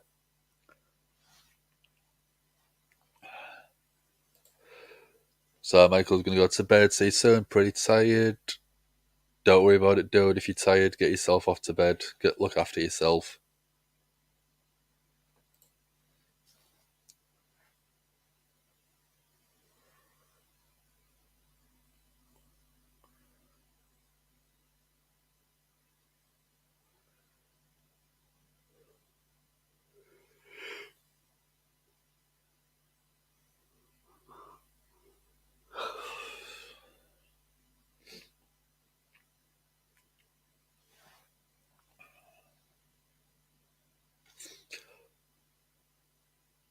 So we're on commercial break again.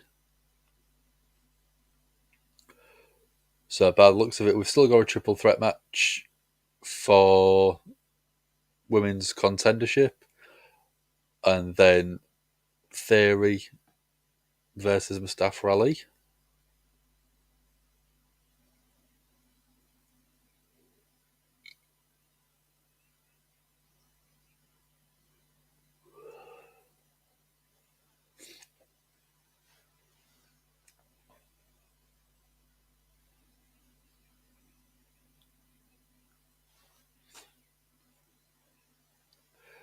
Yeah, thank you very much for joining us, and yeah, we'll see you Wednesday. Well, I won't see you Wednesday.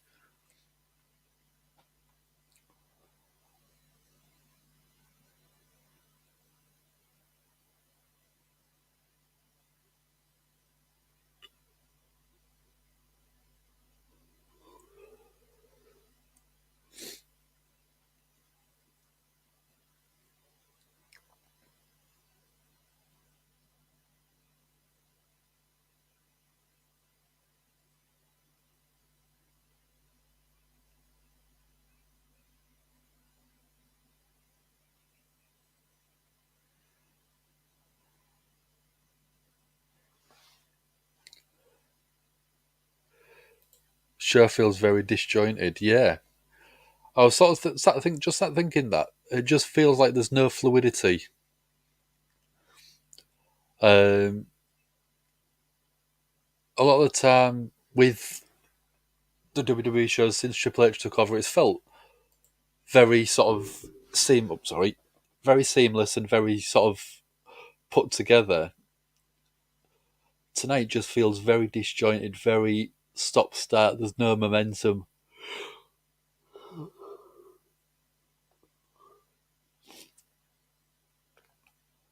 So yeah, it just feels very stop start. A few weeks ago, a couple of months ago, it felt like one segment led very well into the next one. Where it doesn't seem that at the moment. So I've got the Poker Invitational.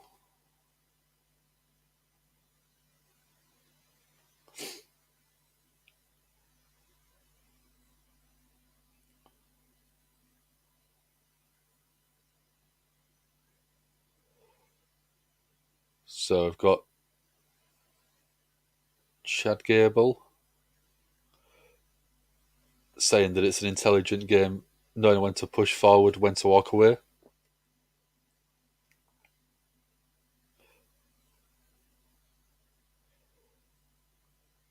We've got Luke Gallows shouting Ned.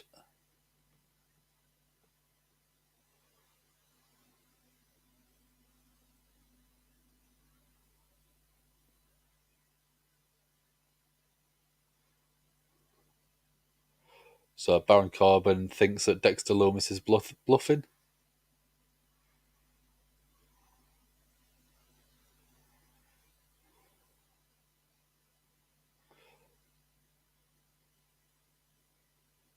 So Baron Corbin's got a straight 5, 6, 7, 8, 9. Dexter Lumis has got a full house. Aces over jacks.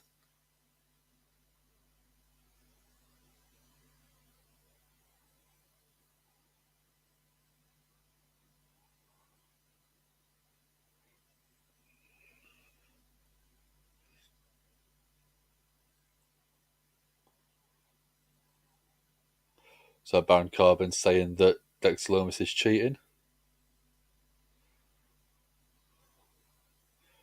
Dexter Lumis just picks up an axe.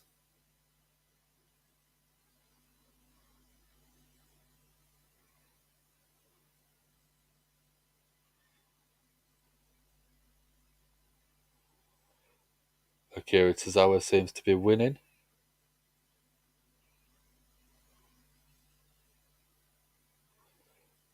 Dominic trying to steal some chips from Akira Tozawa.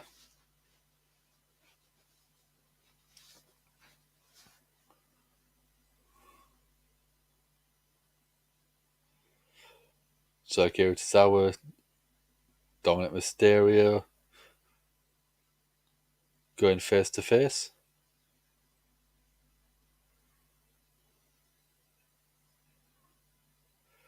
JBL saying it's a classy establishment if you want to fight.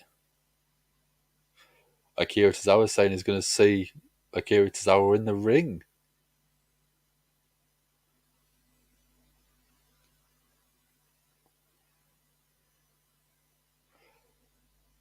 Sassy's not too happy. We're getting Austin Theory coming out to the ring.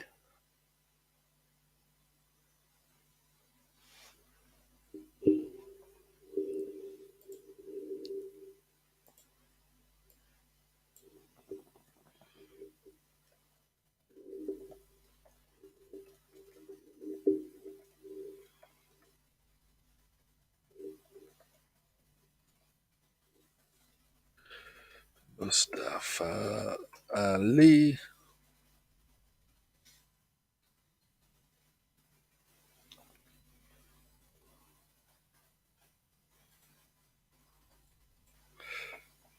Let's get a poll ready.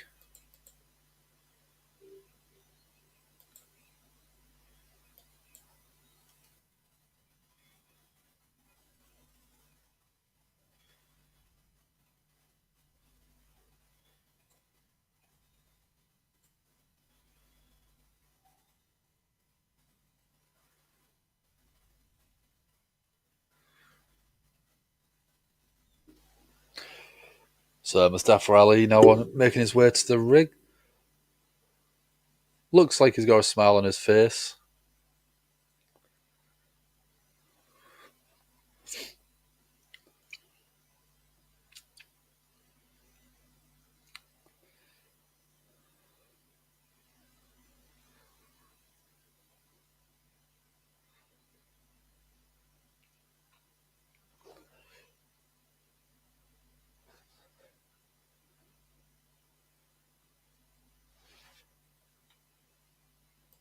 There you go.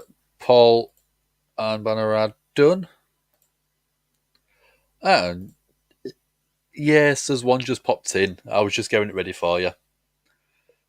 I'm already all over it, Sassy. Don't worry.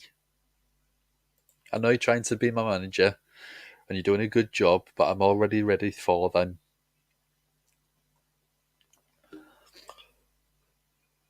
So Austin Theory, United States champion.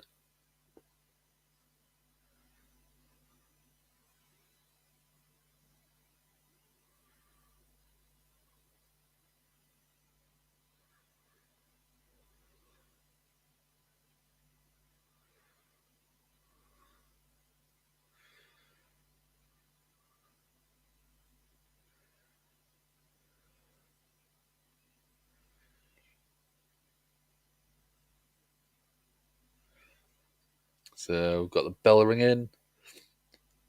Collar and elbow tie up. Theory showing some strength.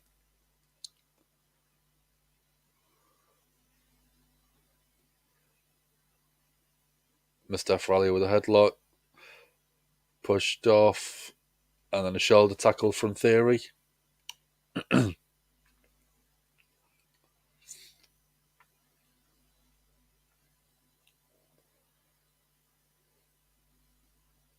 Chop to Theory.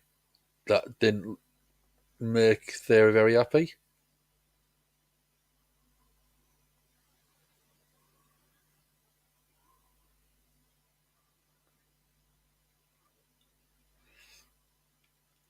Theory with a knee to Mustafa Ali's face.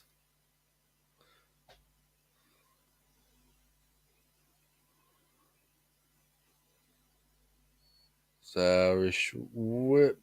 Throw Mustafa Ali into the other corner. Mustafa Ali get out the way. Oh, nice. Head scissors takedown from Mustafa Ali.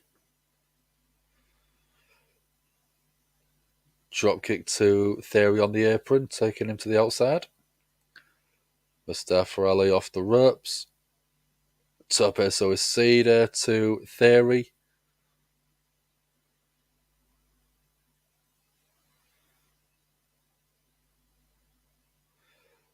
So Mustafa Ali in control, trying to throw Theory back into the ring. Face first into the post goes Mustafa Ali. And thrown right into the corner of the barricade.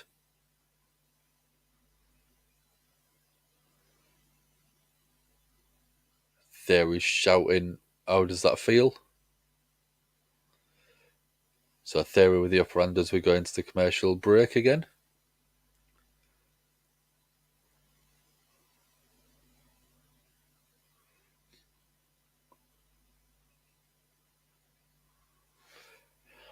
So let's have a look at the poll. So it's 50-50 at the minute. 50% of people think Austin Theory, 50% of people think Mustafa Ali.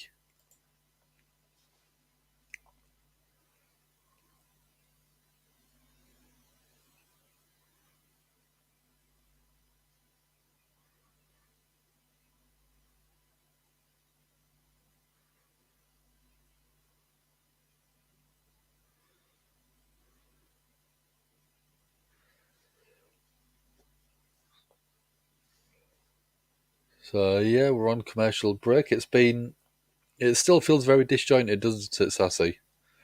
It doesn't feel very fluid tonight.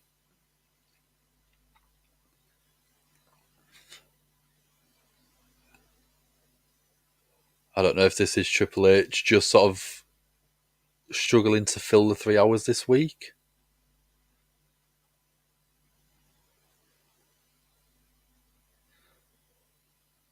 I mean, I think we can all agree that since he took over, he has done a very good job 99% of the time. But I don't think that this week, the show itself is a little bit disappointing.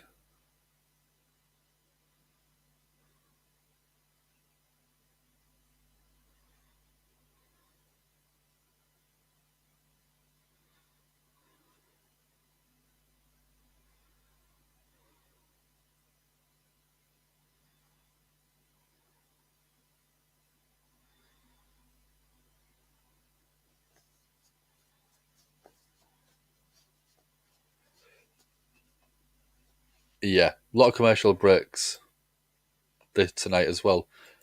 I don't know if Triple H or the company actually has control over how many commercial breaks resort when they are. Because it might be one where Triple H is trying to get as many of the commercial breaks out the way as possible to save the last hour and go maybe not commercial free, but reduced commercials.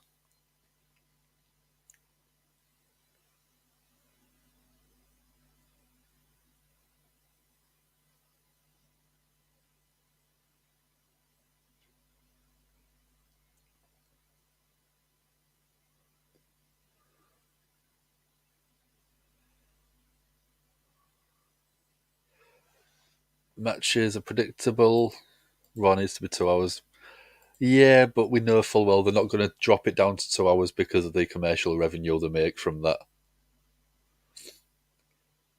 So we are back on Raw. Theory's getting his chest chopped off him. Mustafa Ali gets out of the way of the Irish whip. Kick to Theory.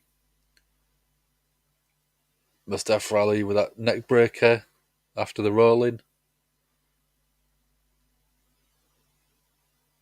Mustafa Ali, backstabber. 1, 2, kick out at 2 from Theory.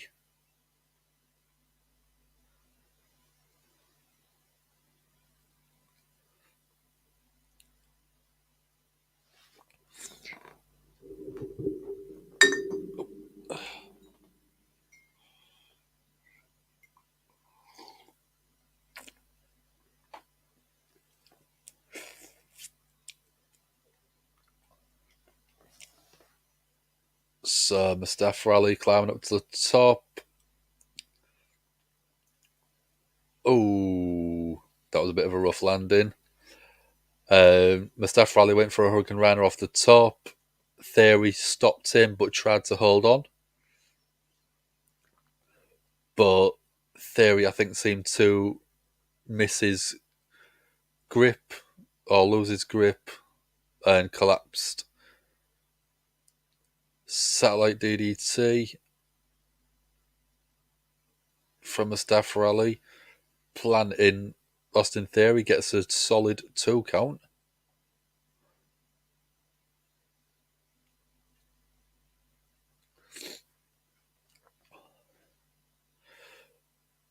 Mustafa Ali with some stomps to the midsection. Theory jumping up, taking the leg out of of Mustafa Ali, sorry. Mustafa Ali caught on the ropes, leaves himself wide open. So Theory kicks to the midsection.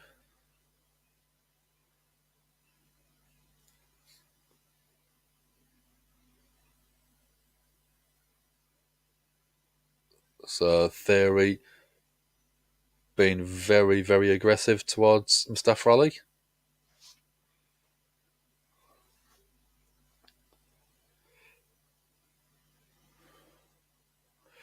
So Dolph Ziggler appeared out of nowhere, causing the disqualification. Super kicking Theory's chin off.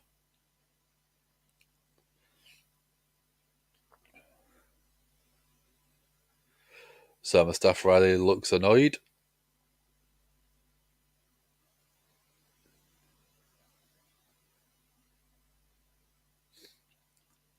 So Mustafa Ali confronting Dolph Ziggler.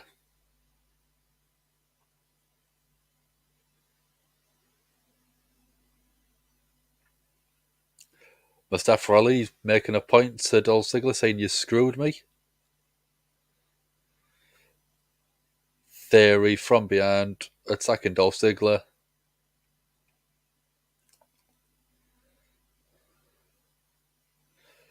So Theory throws Mustafa Ali into the ring post.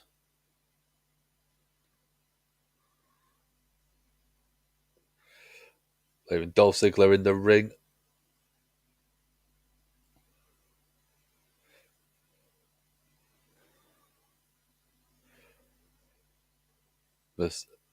Austin Theory with the airtime down to Dolph Ziggler.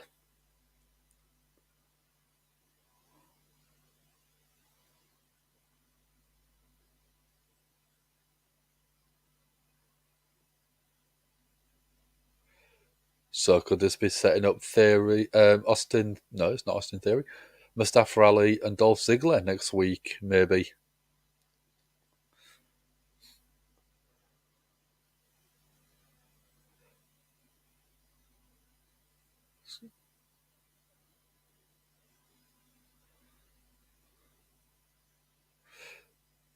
So JBL's on the phone.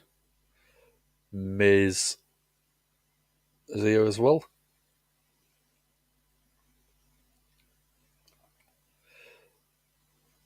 Miz saying that he wasn't invited to the poker tournament.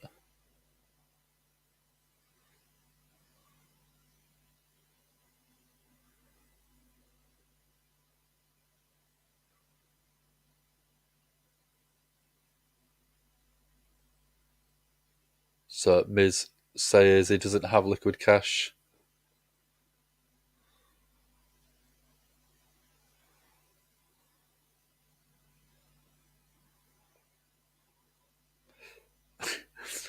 JBL's says that Miz isn't very good at paying off his debts.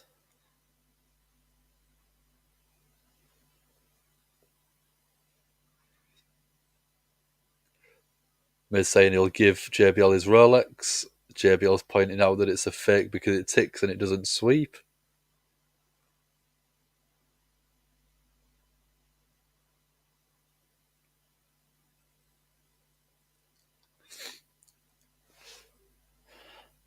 Yeah, that match was quite good up until that point. I reckon it could have been done without the interference. And the Perkins case, yeah, it's very, very poor, isn't it, Sassy? 24/7 title has gone, and now they've replaced it with something completely rubbish as well.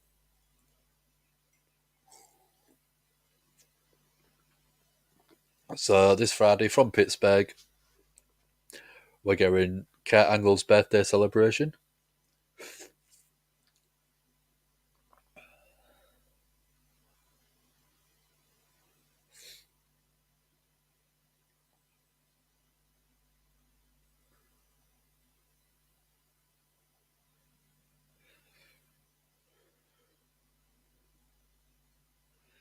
So they're really pushing this Barmageddon show.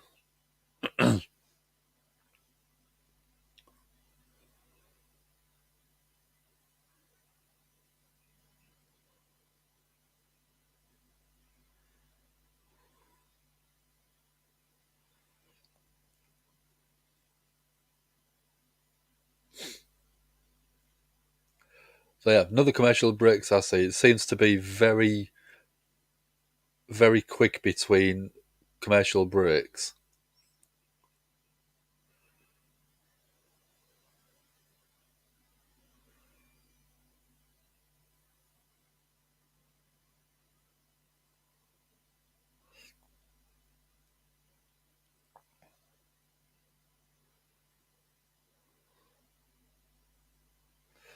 Wish Edge was going to be there.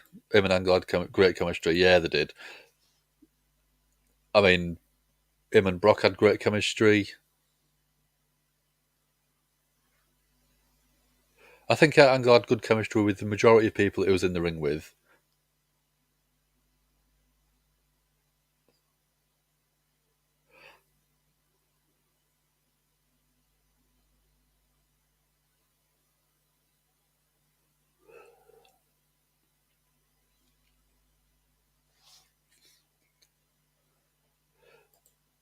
Reminds me of how Vince did the show, yeah.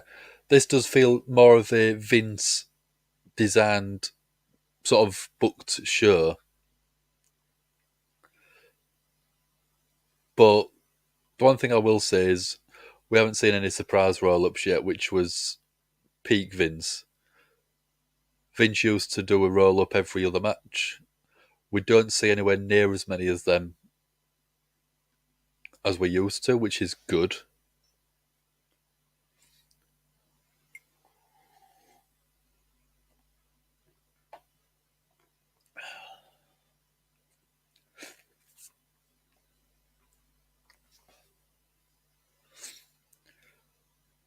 But now we are almost 2 hours into the show. We're pretty much 2 hours into me being here.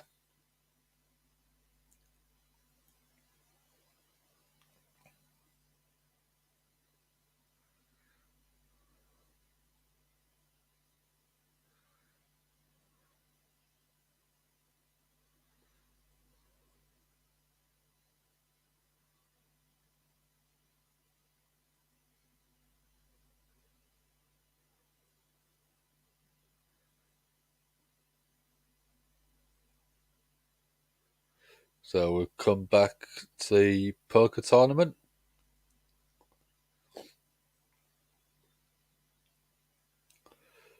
So Baron Corbin's got 4 kings.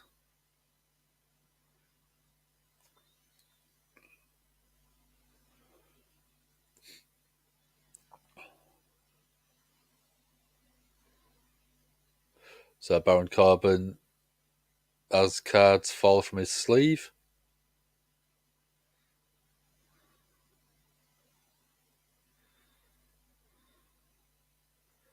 AJ Styles getting in the face of Baron Corbin.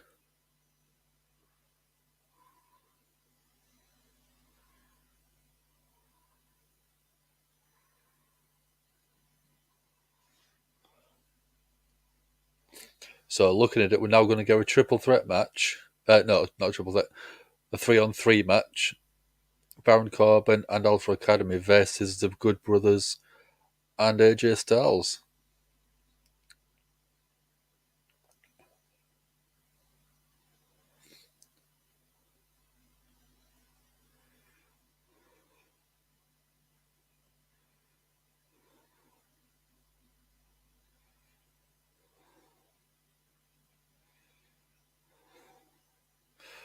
So Gargano and Dexter Lumis taking all the money.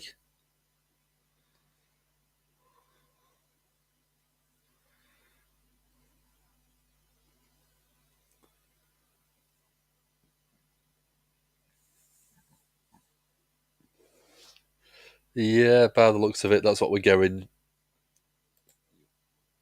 Gable takes the loss. I reckon it'll be Otis.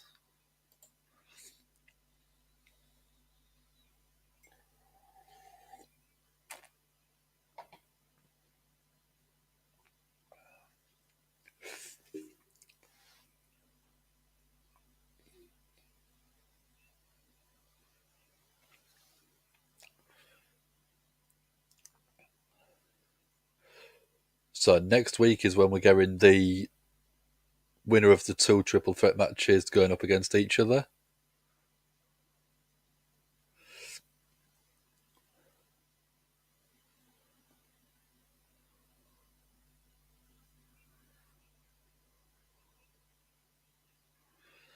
So we've got Bianca backstage now.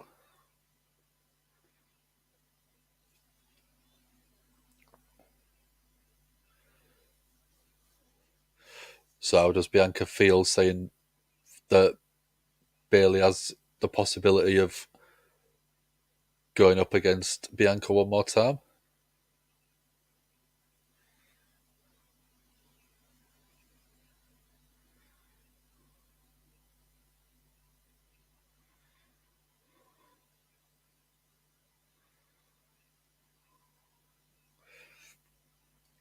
So how does Bianca think will win the second triple threat?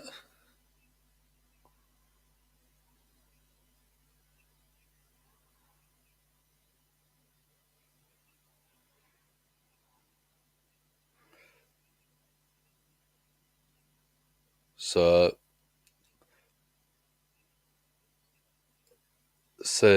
Bianca saying that Alexa's and has come a lot closer over the past few months.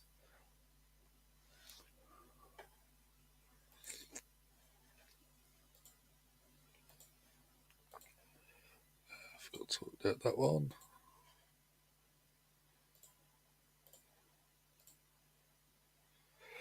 Don't worry, as soon as the match starts, I'll get you a poll going. Don't worry, Ason.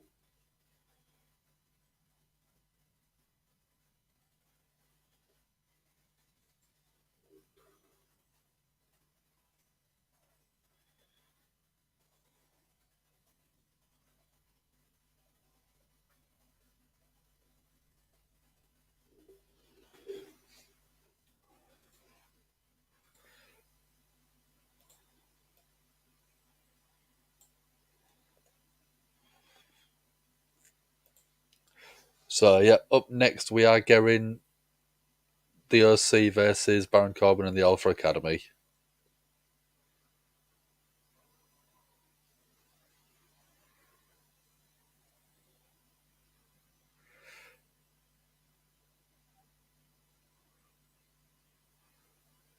So, again, another commercial break. She needs to go back to the Goddess. Liv should be with Bray. I don't think Bray should be with anyone. I don't think that Bray works better as a solo character, and I think that stuff like Sister Abigail and stuff like that should all be figments of his imagination.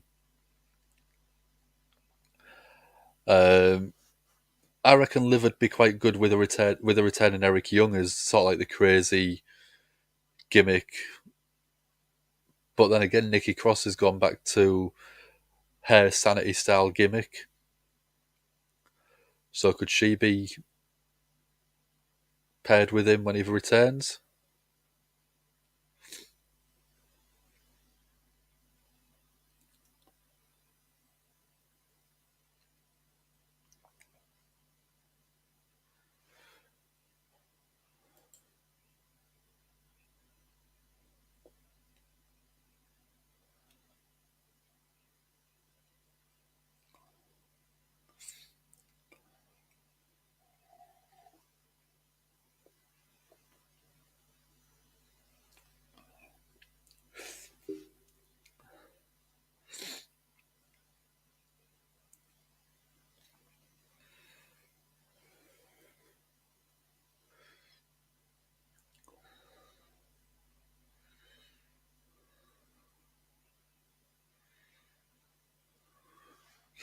That makes sense. Sanity versus Viking Raiders, yeah. I reckon that'd be a good sort of pairing. I reckon they'll have a good match. Who else would you put with Eric Young then? Because obviously you'd need a tag team partner.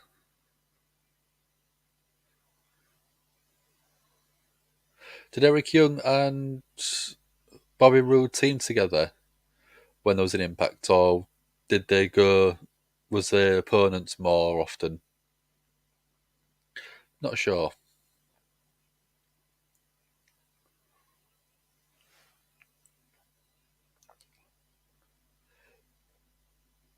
So Viking Raiders. Oh, Braun. I don't know. That could work. Oh, I think I'd prefer a mid carder um, to go up with Eric Young. But I just don't know who.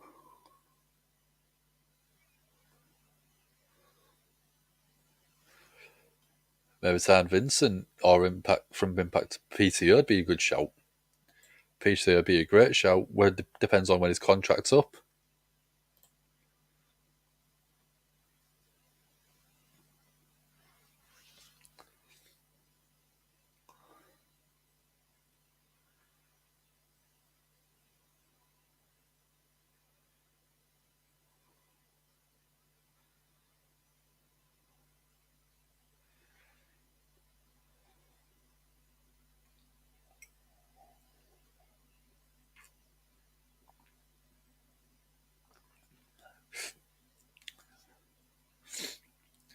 So we've just come back to Monday Night Raw.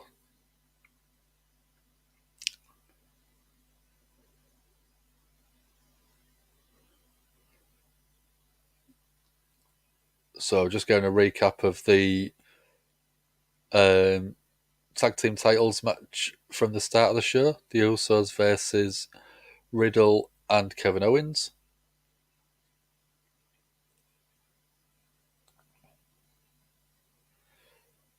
But yeah, the Usos get the 1D.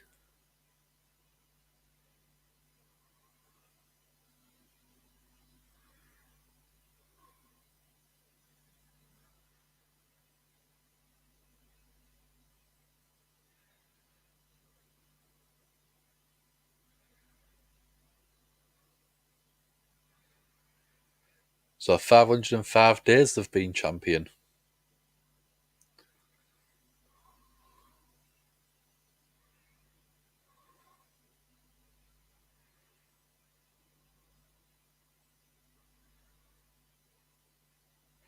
And we had the steel chair around the neck of Matt Riddle. Solo with a hip attack. And then Riddle getting loaded into an ambulance. Oh, they've actually said local hospital instead of local medical facility. Yeah, Great match at the start of the show, slowly going downhill overall.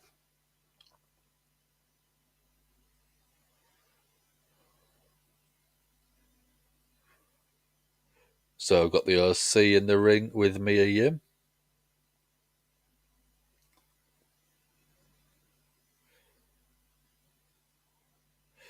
I've got JBL coming out.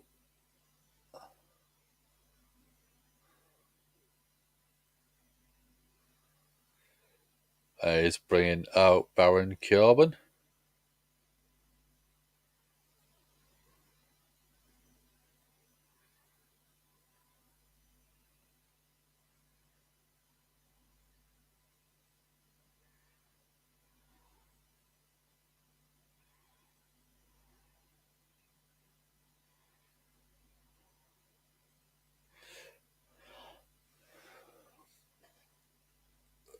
So there we go. Has some polls on there for you. The OC versus Baron Corbin and the Alpha Academy.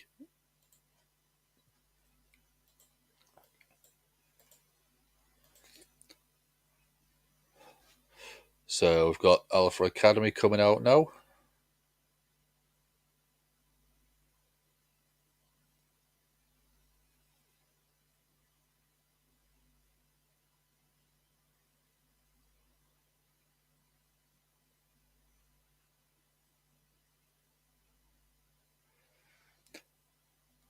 Match sponsored by a company, money grabbing, 100%. That's the reason they've done it, is because they're going to get paid a chunk of money for a poor quality match.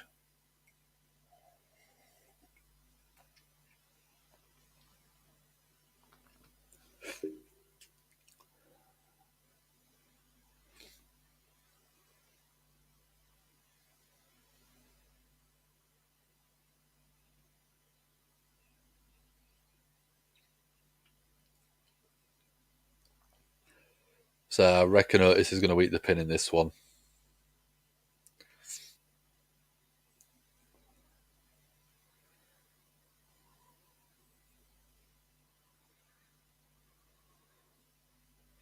So it looks like we're starting off AJ Styles, Baron Corbin. Yeah.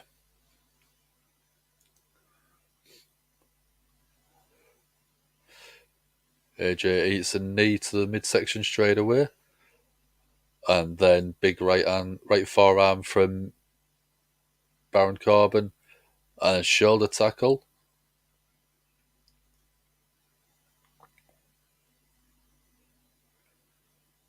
JBL's on commentary. AJ's fighting back, right hand chop. And into the ropes, big kicks. And a DDT drop in Baron Corbin.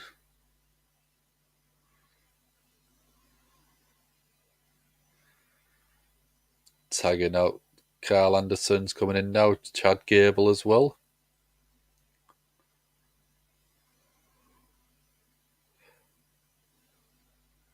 Chad Gable taking Carl Anderson down. Using the amateur wrestling background.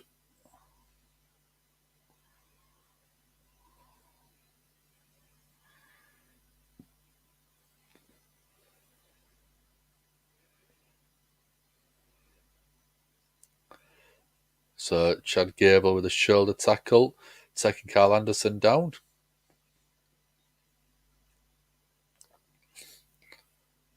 Big hip toss. And in comes Luke Gallows.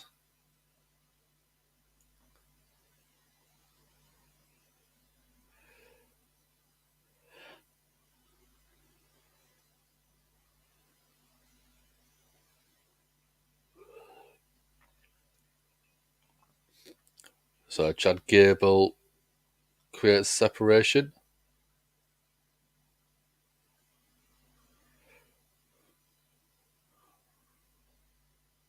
We're getting a shoosh, a Ned, back and forth. from Chad Gable and Gallows. Gallows tagging Anderson in now.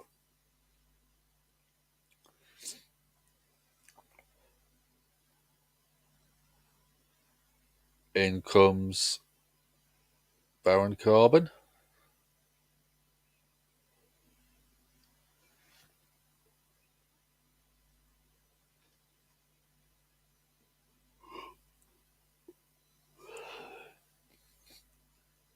So Otis in now. Got Carl Anderson on the shoulder and just dumps him in the centre of the ring while glaring at AJ.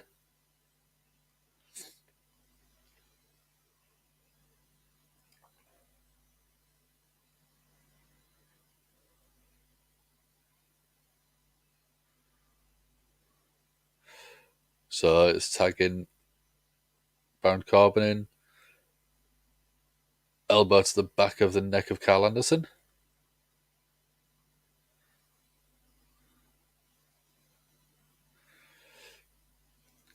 Right hand and a chop from Carl Anderson to Baron Corbin.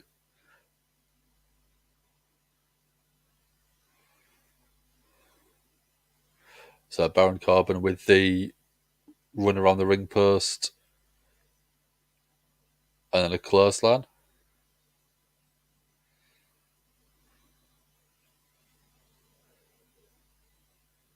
Double legs hooked and only gets a 2 count.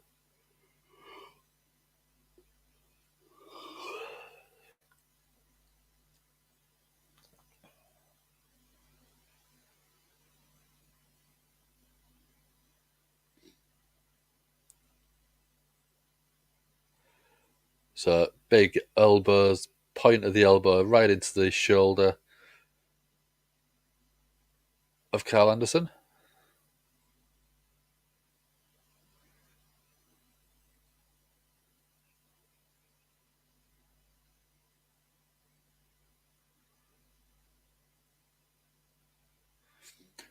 Baron Corbin going for something. But Carl Anderson rolls through. Tags to AJ. AJ in now. Takes off the Alpha Academy off the apron. Quick attacks from AJ. Forearm, right hand. Chad Gable low bridges AJ Styles, taking AJ out the ring. And then Otis running through AJ.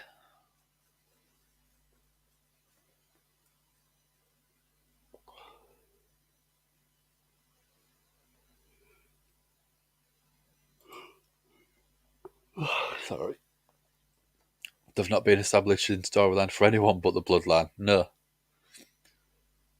So they've done a bit of the Bloodline, they've done a little bit for the Raw Women's title, but that's it.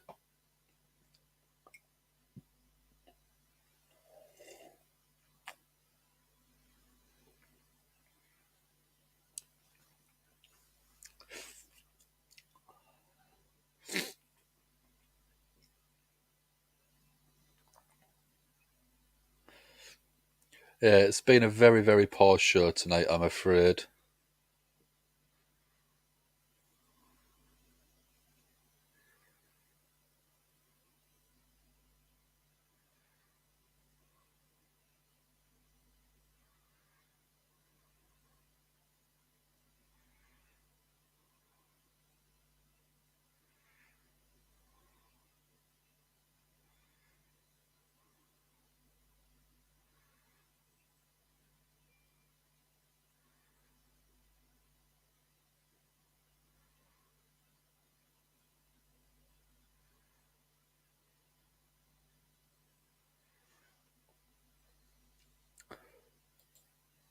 No build for Royal Rumble. I think it's a little bit early to start some of the Royal Rumble stuff at the minute, with it being like, what is it, 7 weeks away?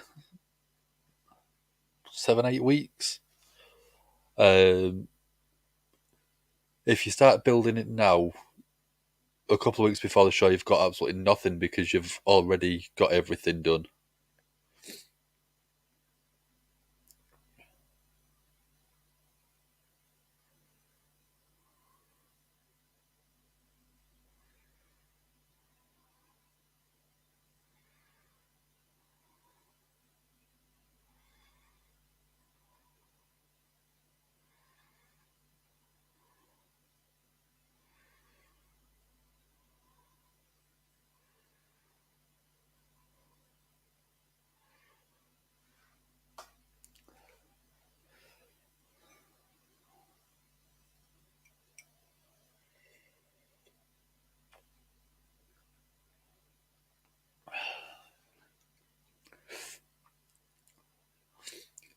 Yeah, it still feels a very disjointed show.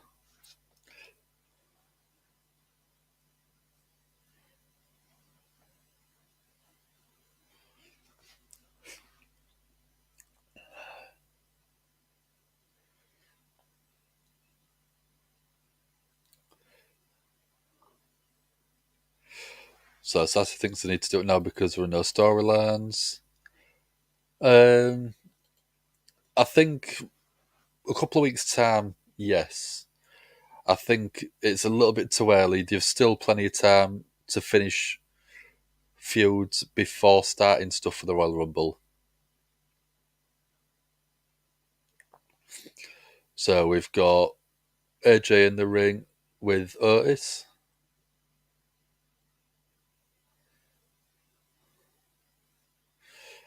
Otis with a snapmare on AJ and a big splash in the centre of the ring.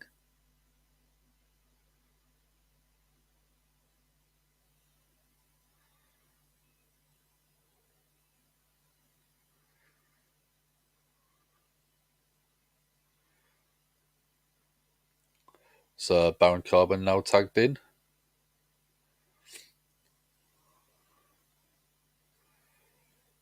Right hands from Baron Corbin. And then tossed over the top. So AJ was trying to come in for an attack.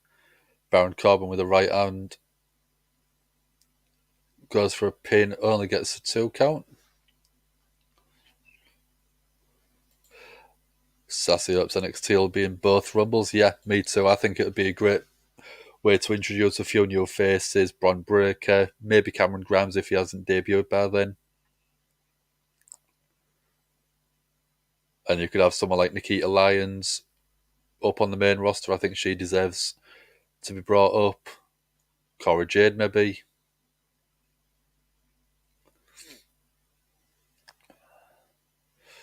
So Gable's now in with AJ. He's got an armbar. Trying to keep AJ worn down. AJ trying to get the tag to Good Brothers.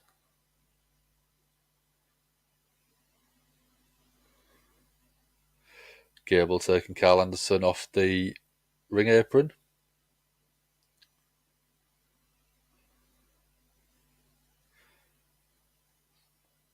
AJ with a back body drop manages to finally get the tag, but the referee's back was turned. So Gallows dragged back outside the ring. Baron Corbin snuck in. Deep 6 to AJ. And then kick out from AJ. Chad Gable tags in Otis now.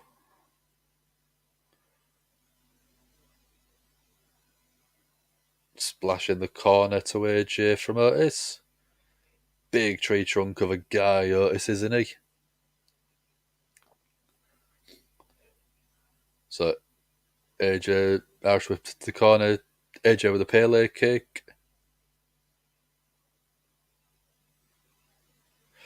AJ trying to get the tag finally to Good Brother. Hot tag to Carl Anderson. Chad Gable too. Carl Anderson with clotheslines and a back elbow.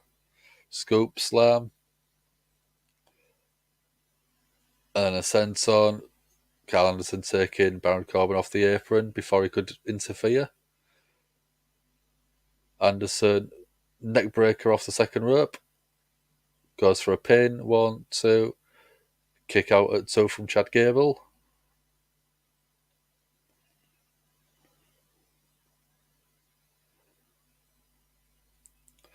So Carl Anderson picks up AJ. Goes for a clothesline. Gable with a leg pick into an ankle lock.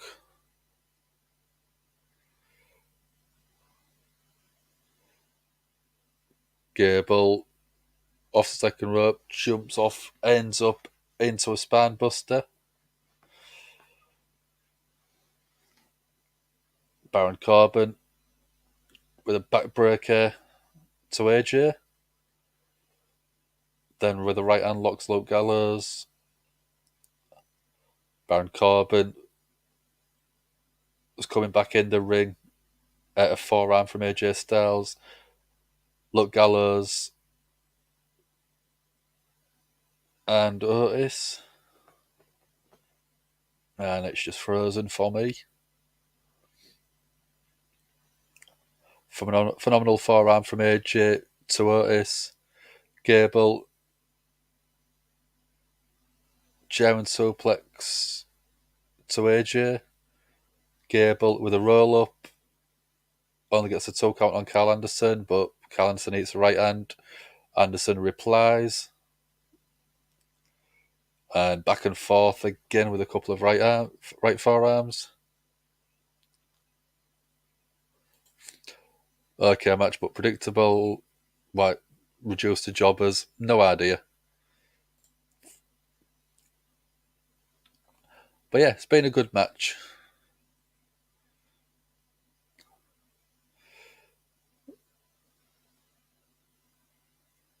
So Gallows, Magic Killer from the Good Brothers. 1, 2, 3. I'm quite surprised that Luke Gallows got the pin. And that it was Chad Gable that ate the pin.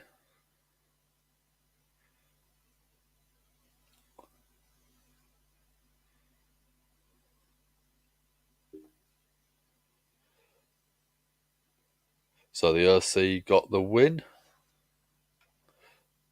Let's have a look. So 100% of people thought the OC, yeah, made sense.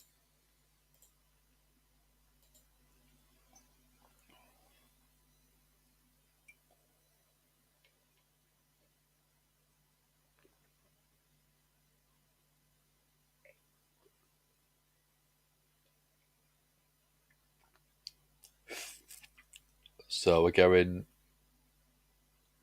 Alexa, Becky, and Nikki Cross shortly.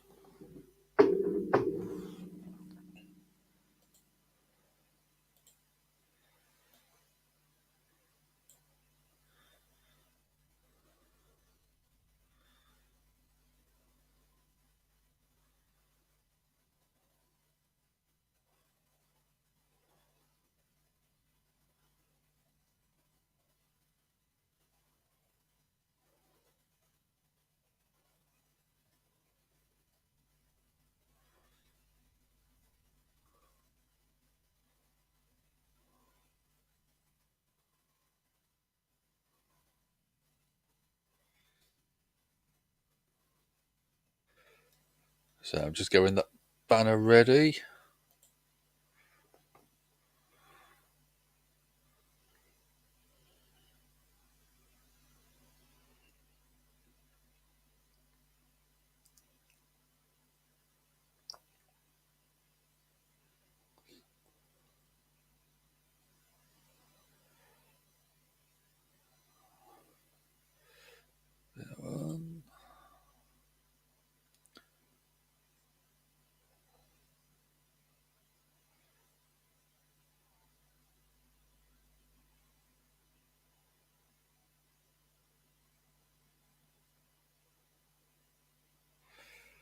So commercial breaks again.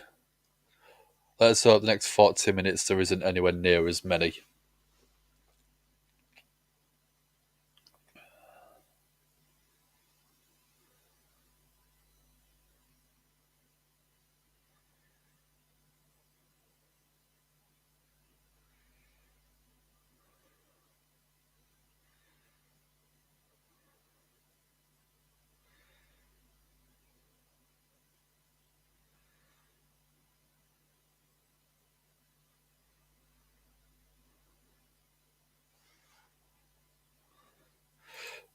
NXT is better, or people will watch Raw. Yeah, the indie shows are slowly improving their game, and they're having to.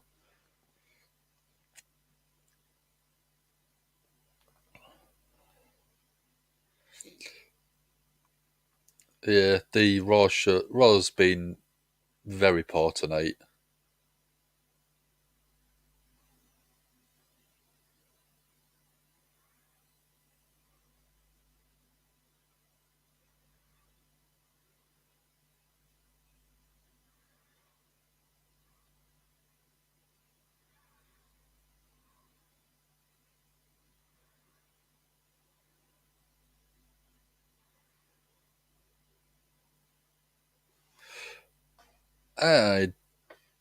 D-Ron Shavin, that one.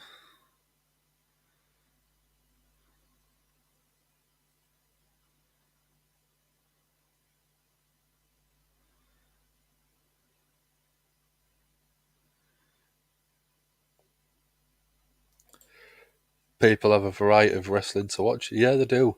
There's that many different places now where you can watch good wrestling that it doesn't make sense to watch stuff if you're not enjoying it. I mean, I've always said if I'm going to cover Monday Night Raw, I'm only going to keep doing it as long as I really enjoy it. And tonight isn't one of them shows. Tonight, I am struggling to enjoy the show. And it's getting to the point where it's very Thunderdome feel, where it is very, very stop-start. Commercial breaks don't seem to be planned out or anything.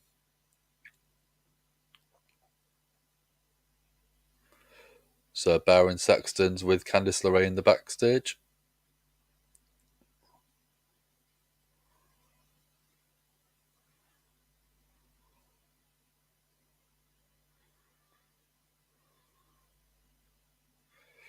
So next week we're going Io Sky versus Candice LeRae.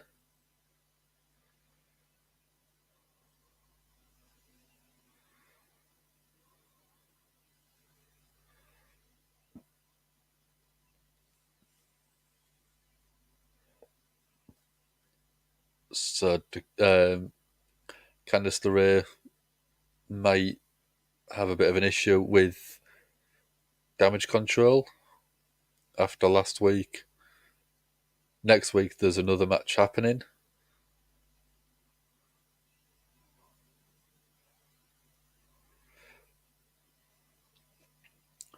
So Johnny Gargano's just shown up with his wife.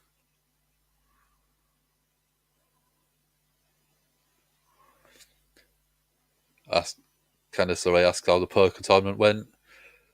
Dexter Lumis just sticks a thumb up. Johnny says he's won.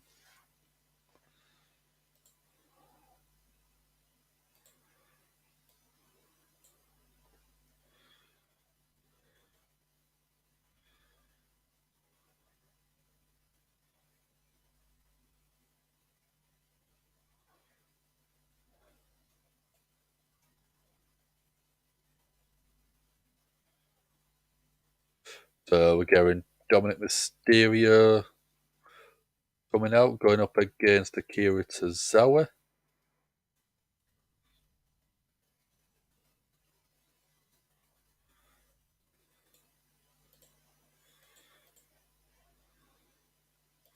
So I'll get a poll ready for you guys.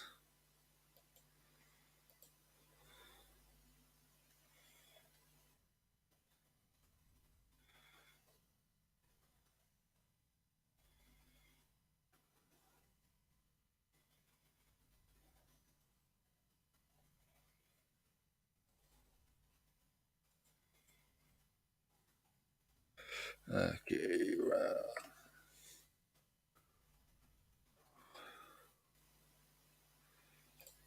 there we go. Polls appearing in the chat now.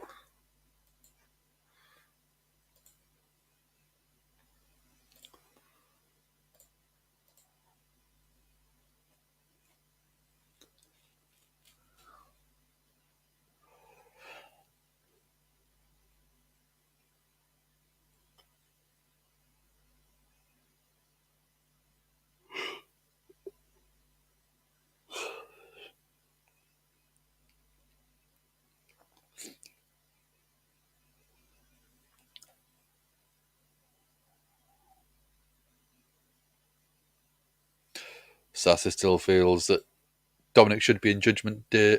Dominic should be in NXT. Ciampa should be in Judgment Day. Yeah. I think Dominic has massively improved since he had his first match against Seth Rollins. And I think the heel turn has given him a lot of character work that he can build on. But I still think that he's still quite green in the ring.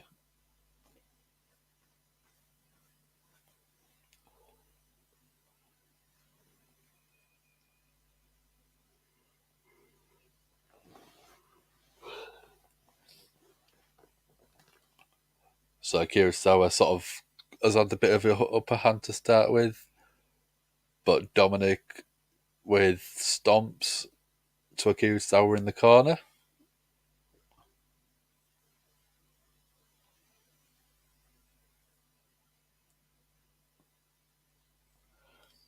So Dominic with a vertical suplex, looking for the three amigos by the looks of it.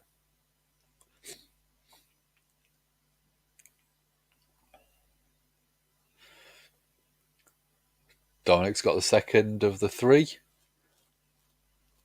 And got the third amigo. Goes for a pin. One. Just a one count. Where's Ciampa? I don't know. I think that it was written off TV with the Dexter Loomis story. I don't know if he's been injured or anything like that.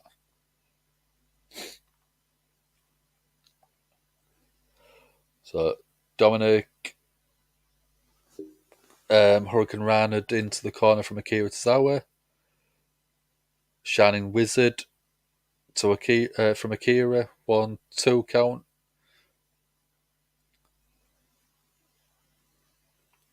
So Dominic sort of having his work cut out. Oh, sorry. I didn't realise I caught it.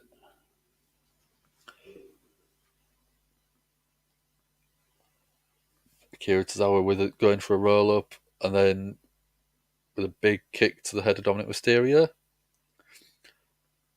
Dominic looks like he could be in the drop zone. Akira going up to the top rope.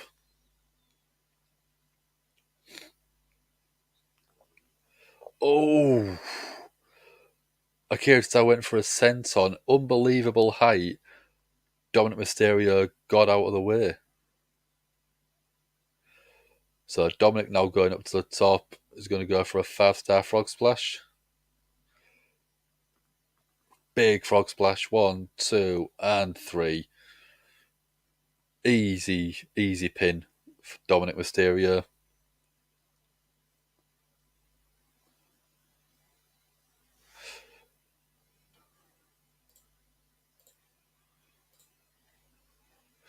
So 100% of people thought it would be Dominic Mysterio. Yeah, we knew it would be, wouldn't we?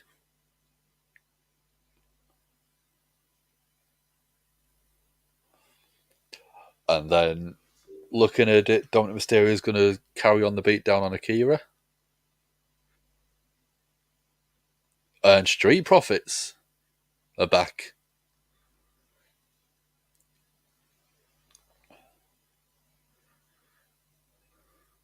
Judgment Day Hightail out of the ring.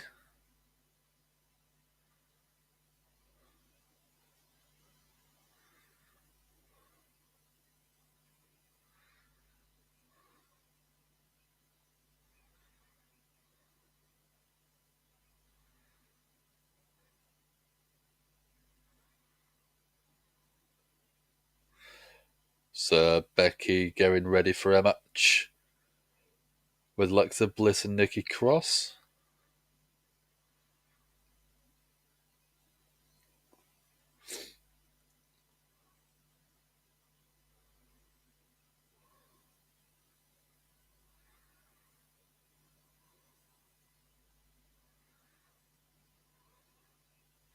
So Friday night we've got the Usos versus Butch and Sheamus for the tag team titles. And then we've got Kurt Angle's birthday celebration.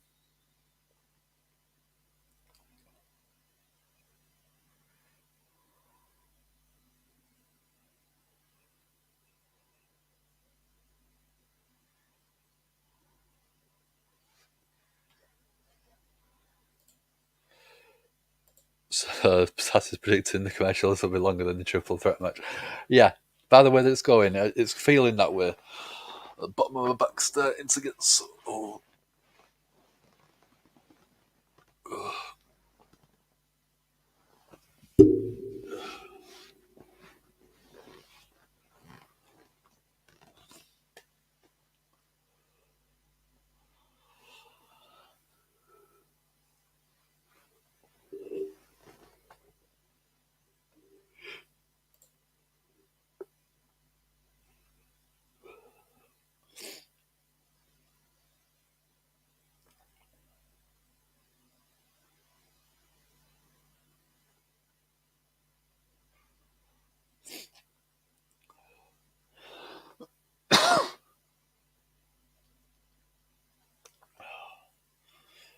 Yeah, we've only got just over 25 minutes left, and it feels so much longer. I don't know if it's just because I've had a couple of weeks off. Oh, let me get rid of these. Time out. Report.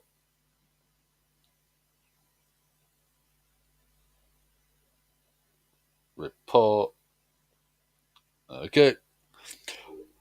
Yeah, we've just had a spammer in, so I've got rid of it.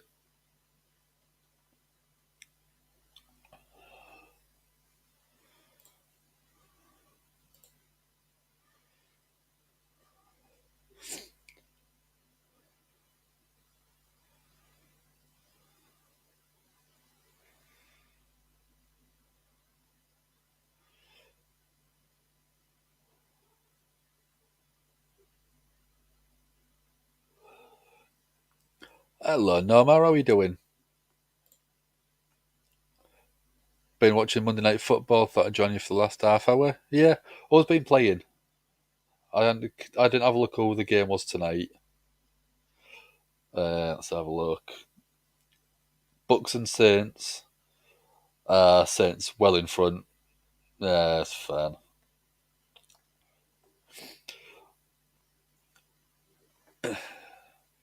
Yeah, there'll be a vote in a couple of minutes once the match starts. Don't worry, Hassan. Yeah, you didn't miss much whatsoever. It's been a very, very poor show. I'd go back to the Monday Night Football if I was you. My team won last night, the 49ers, and seem to be doing quite well this season so far. I don't know how they'll do for the Super Bowl or anything like that, or the playoffs, but they're looking good. Garoppolo went off with an injury to his ankle.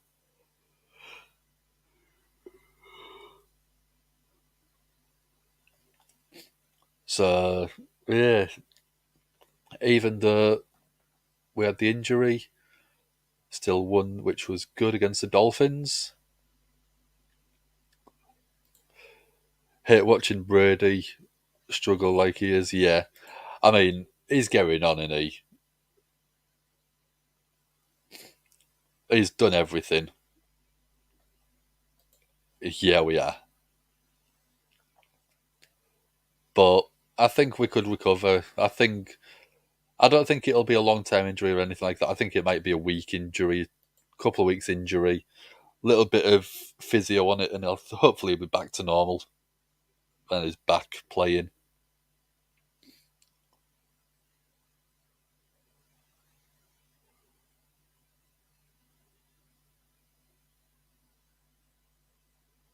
So we've got Adam Pearce talking to Bobby Lashley in the backstage.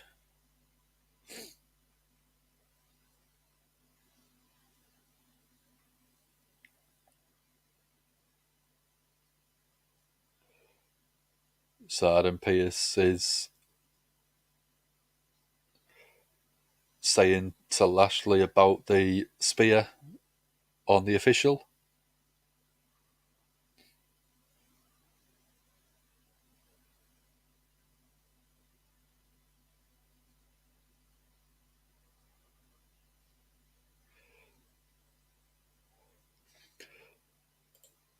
Yeah, divorce obviously is going to affect everyone's game. Mindset's not in the right place. Garoppolo's out for the season. I didn't read that. And we got George. How you doing, George? It's been poor. It's been very poor. I've had a couple of weeks off, and I don't know if it's just the fact that I've been off for a couple of weeks. It's really, really struggling.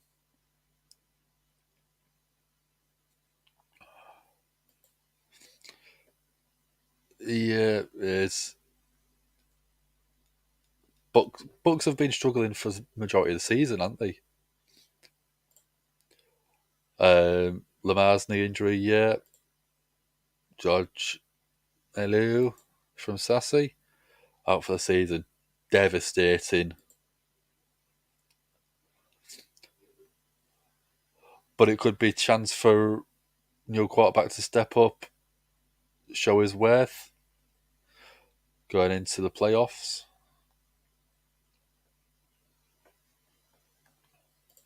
Shows have been going downhill over the past few weeks. Well, why didn't you tell me that before, and then I wouldn't have bothered doing? You'll make it a promise to the end of the show, maybe? I don't know. It's going to feel very, very long. Even though there's 20 minutes left, it feels like a struggle at the minute. Let's get the banner. You ready? Here we go. There's one.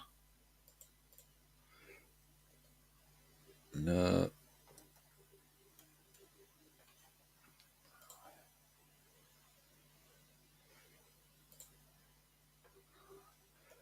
Becky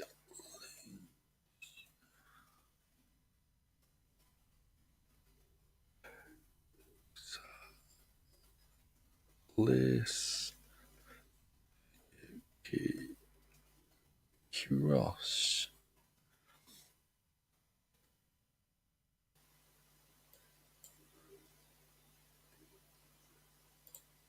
Start a poll.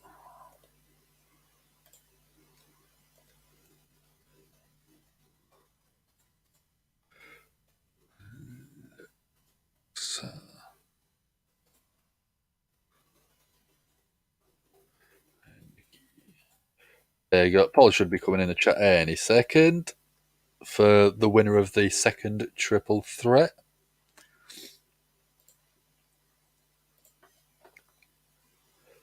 At least we've got Nikki Cross. Yeah. My stream's frozen, so I just need to refresh this.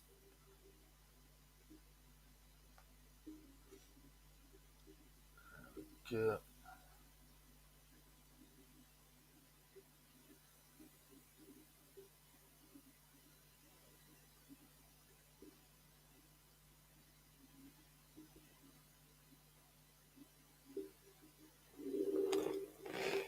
So everyone loves Nikki. I think, yeah. I think people like her more now she's got rid of the Nikki ASH gimmick. Being more commercials than anything else. Yeah, I completely agree with that, Sassy. It's been very disappointing. It's hard to maintain a good show of any kind for 3 hours. They've done it recently. There's been a lot of very good shows, but tonight just seems to be a very big struggle. Nikki is a fan favourite. Yeah, I agree, Sassy. They've got plenty of talent. They could be using them in matches or storylines. Thank God the ASH crap's gone. Yeah, 100%.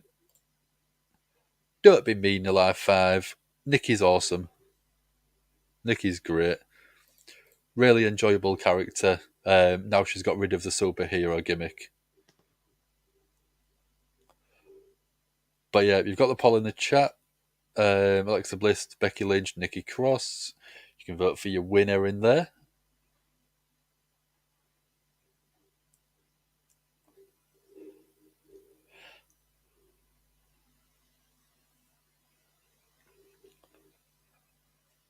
What do I mean? Nikki's a fantastic performer. She had a bad character in the Nikki Ash gimmick, but now she's going back to the Nikki Cross gimmick. She's going a lot better. Yeah, I agree they've got to book her better, but that's not her fault that she's booked badly. She is a good performer, but the way she's been used isn't very good. Thoughts on William Regal possibly returning to WWE? It's a guarantee. It's 100%. The rumour is when he signed with AEW, he instantly regretted it. So now now he's looking at going back to WWE. There's rumours that he's sort of going back to his existing or his old role in NXT, like general manager type thing, but more with the backstage booking as well. Definitely got to book a bit. Yeah, glad Becky's back as the man. Yeah, I do think the man character was the best version of her. Big Time Bex was great. Big Time Bex was brilliant. But I think that with the face character, the man character does work better for Becky. Nikki, yeah, she's got some looks on her, but with a crazy character, it's hard to sort of pull that off. We've got the man coming out now.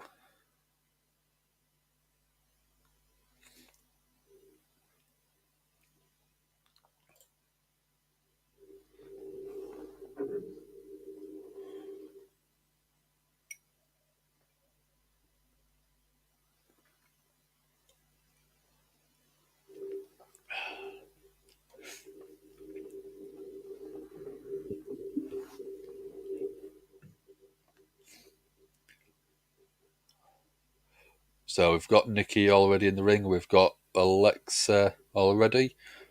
Finally got Becky coming out.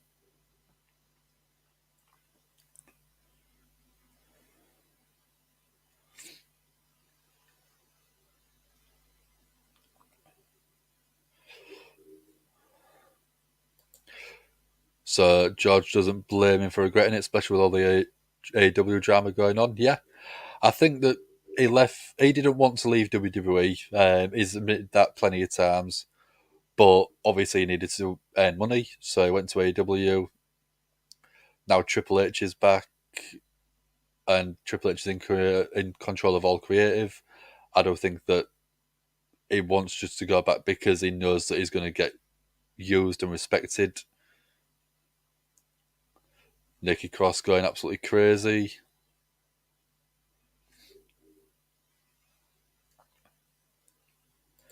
If Nikki pins Becky, which isn't going to happen, it'll make you weak.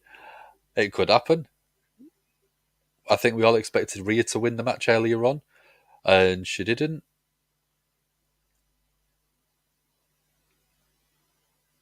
Yeah, boring piece.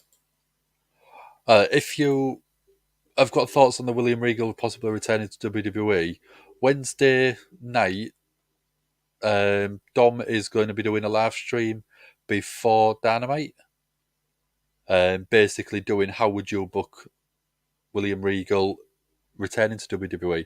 So you can do that and give your thoughts, give your views on everything, and give your idea of how you would book him. But yeah, that's on Wednesday. Alexa and Becky in the ring going against each other. Becky with a basement drop kick to Nikki. Keeping Nikki out of the ring. Alexa was going for a Sister Abigail. Becky reversed it, and then another reversal. Becky slammed down.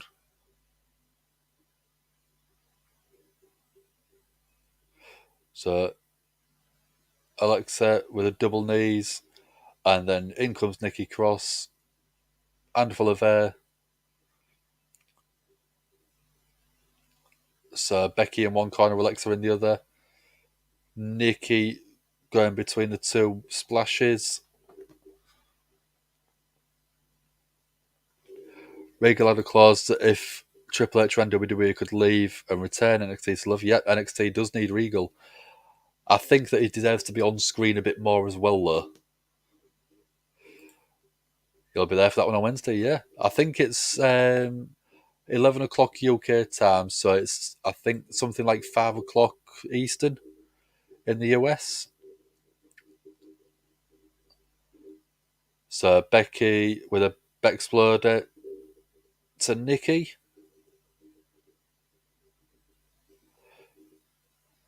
Becky and Alexa, facing against each other.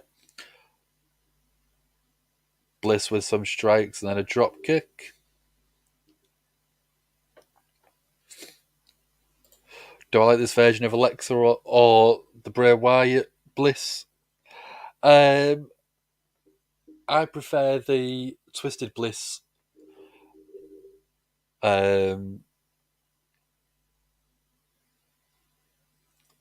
Twisted Bliss character for me was the best version because it had attitude. She was good on the mic, and she had some good matches when she was title holder.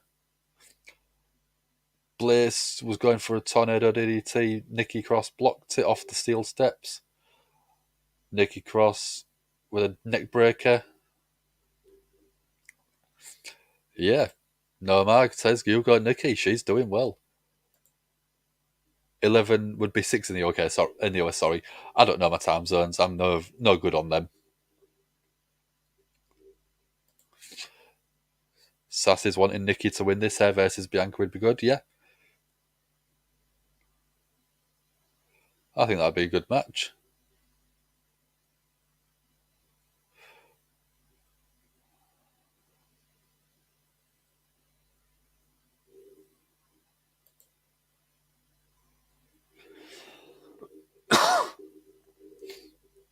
So still another 10 minutes left.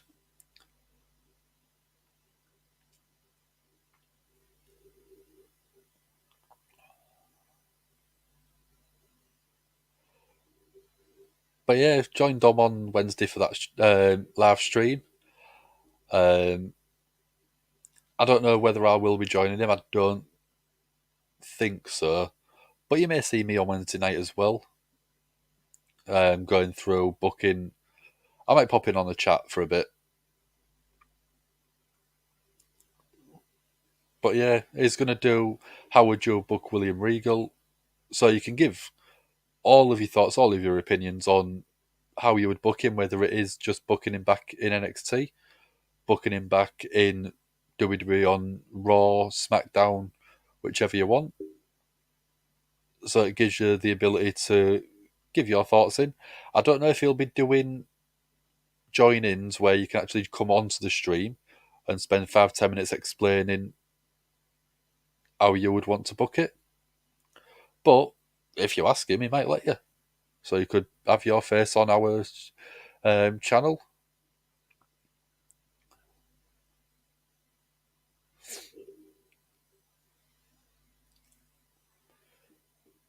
Yeah, just about 10 minutes left. But in them 10 minutes, we've got a commercial break.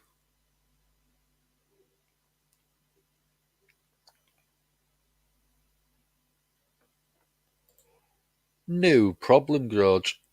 You know, I'll try and look after you. But yeah, I'll send him a message tomorrow. Say to him that, are you going to sort of get people on, spend 5-10 minutes explaining their sort of thoughts, and then next person come on, do the same thing. I don't know how he's doing it.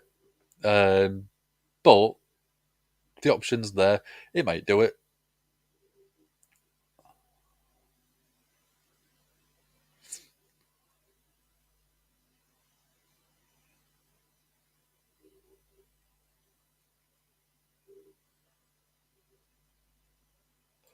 Oh yeah, I forgot about Ring of Honor. We'll be doing Ring of Honor Final Battle this weekend. We'll be doing Dynamite on Wednesday, Friday night SmackDown. So yeah, it's a relatively busy week for us. Regal and JBL in a dog collar match.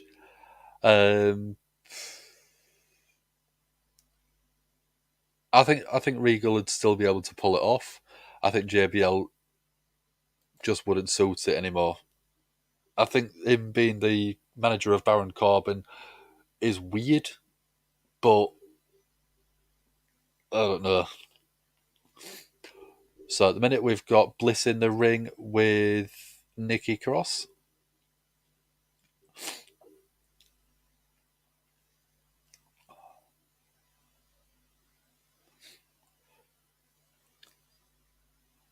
So Bliss taken down. Nikki's going for a straight jacket escape. Straight jacket submission, sorry. Ron Simmons versus JBL. Damn, that'd be a good match. So Nikki trying to wear out Bliss.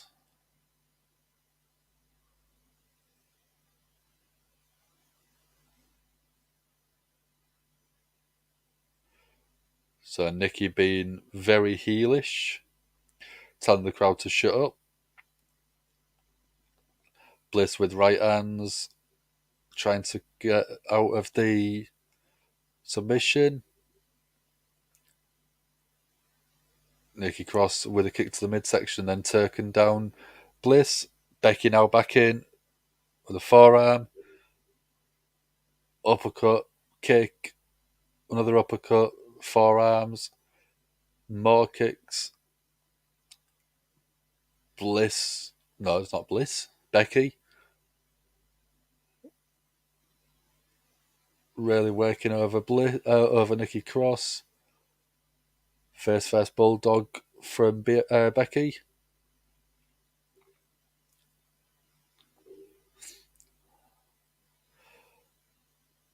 Becky with the upper hand.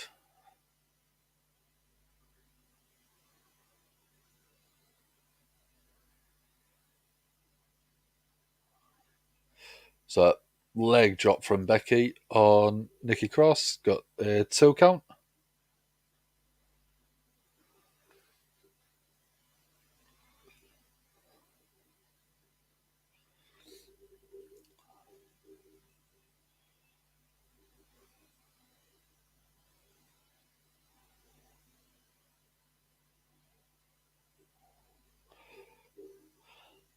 So Becky's trying to rile up Nikki. Exploder.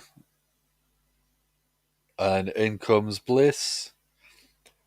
Bliss was going for a DDT. Becky fights out of it.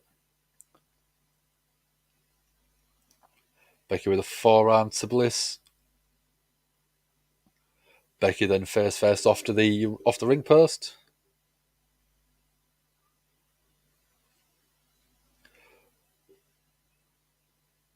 Bliss with a rolling swanton. Taking both Nikki and Becky out. 1, 2, toe count on Nikki Cross.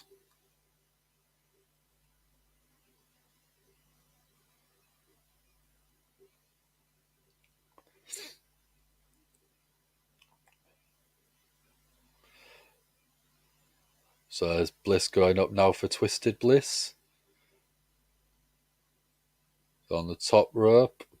Becky trying to take the leg out from Alexa. Nikki up on the second rope now.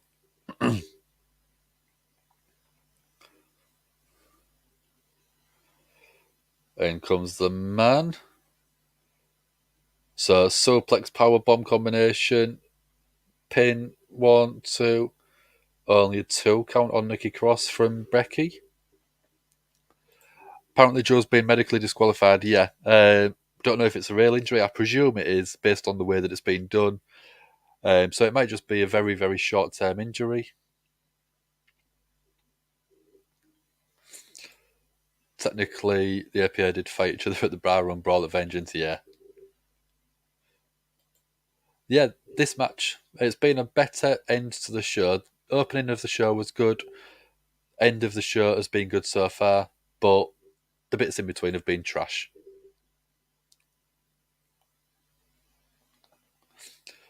So Nikki Cross and Becky going against each other, forearms. Nikki Cross working Becky into the corner. Nikki tossed over to the ring apron, but climbs up to the top. Big crossbody. 1, 2. Broken up by Bliss.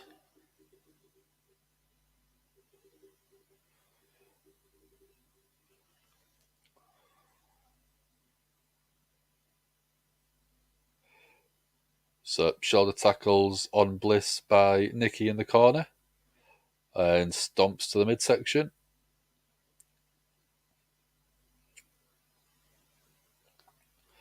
Bulldog to Bliss.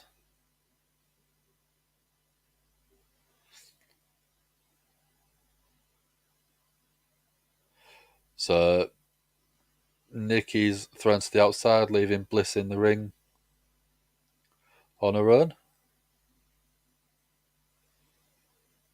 Bliss went for a kick, but Nikki drags her out.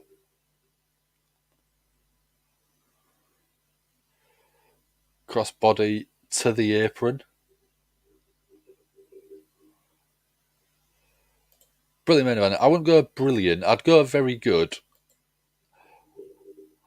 It's been a good end to the show. The rest of the show's been rubbish, but this is sort of making up for it.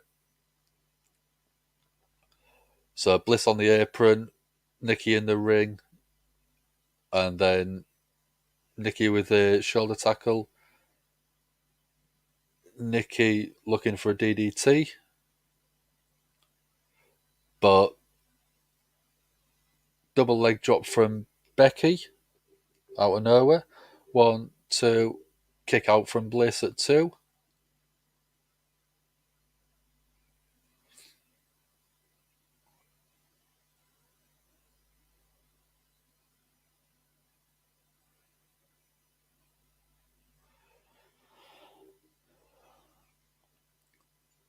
So we're going to get Becky win this one. We're going to get Alexa or Nikki Cross. Becky in the ring on the apron now. Becky looking for something on the apron. Nikki Cross holding onto the middle rope for dear life. Needs the midsection. Nikki Cross on the apron looking for something like a pile driver. Becky gets out of it.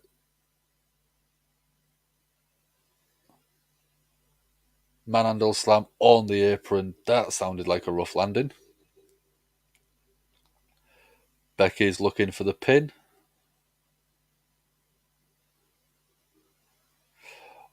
Comes Damage CTRL. Dakota Kai and Io Sky, the tag champions, taking Becky out of the match. So Becky's trying to fight back, but numbers game.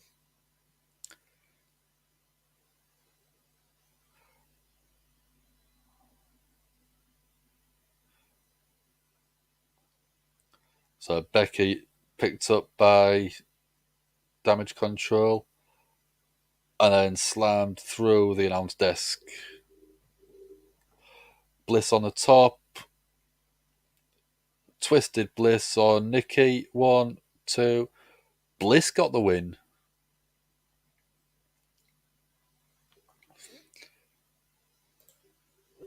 Me too. They didn't need to interfere in the match for it to be a good match. Damage CTRL going involved because Becky and Bayley had words at the start of the show, so it's probably a way to annoy Becky. Nikki can't get no respect. No, she's struggling, but I don't think that they'll be rebuilding her sort of soonish. I don't think she'll ever be main event again. But yeah, so much is ruined by interference, which is poor. So, excuse me. So 80% of people thought it was Becky. 20% thought Alexa. So 20% got it right.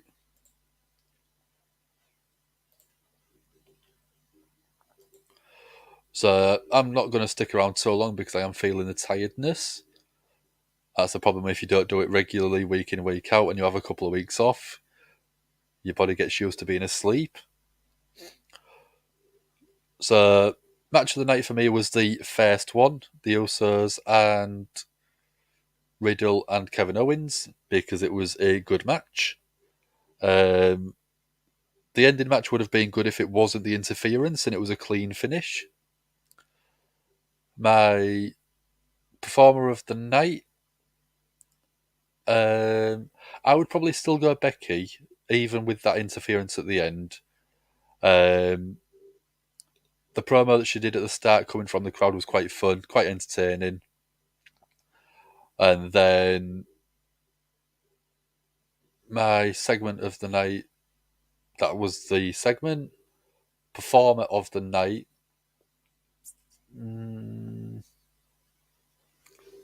I would go Becky again. It was still very good from Becky overall. She just did great work. Yeah, I struggled through, don't I? I struggled through. I had my cup of tea. That kept me going. Match, same as myself from Sassy. Kevin Owens as a performer. I've gone Becky. But the segment Becky, yeah, 100%. Best segment of the night. George agrees with us. Becky or Kevin for the performer. Sassy's gone 4.5 for the rating. Yeah, I'd go no higher than 5. I'm afraid it wasn't very good whatsoever. Yeah, that's about it for Monday Night Raw. So, yeah, if you haven't already, do like and share the video, subscribe to the channel. With that, you can join and on Wednesday night for Dynamite. A couple of hours before that, you're going to have Dom doing how you would book the return of William Regal. When Friday night, you will be having, I think it will be Dom and Sam. And then Saturday, Ring of Honor. Interference was annoying. Yep, thanks for joining, everyone. I'm literally keeping it nice, simple, and quick because I'm tired. I'm very tired. So, thanks for... No, I'm going to be here anyway. So, thank you very much for joining us. Thanks for joining myself. You don't have to come and join me. You could watch it with someone else. You could just watch it on your own. But you joined me. So, I appreciate that. I do really appreciate all of it. You guys in the comments really do keep me going when the action is rubbish like it has been tonight. Your chat, your comments keep me busy, keep me giving me something to do. I appreciate you all joining me more than I think you realise. Like I said, when I first started doing Monday Night Raws and it was very, very rubbish, we had 1 or 2 people at a time. So there was no reason for me to do it, really. After a few weeks, it slowly started to build traction and we got at least a couple of people. But now we have good numbers pretty much every single week. We've got Sassy, we've got George, we've got Michael, we've got ZJI. We've got quite a few people that do come and join us. Sorry if I don't forget anyone. But I am going to go to bed. So we're going to give it a claymore. So we're going to go 5, 4, 3, 2, 1. Oh yeah!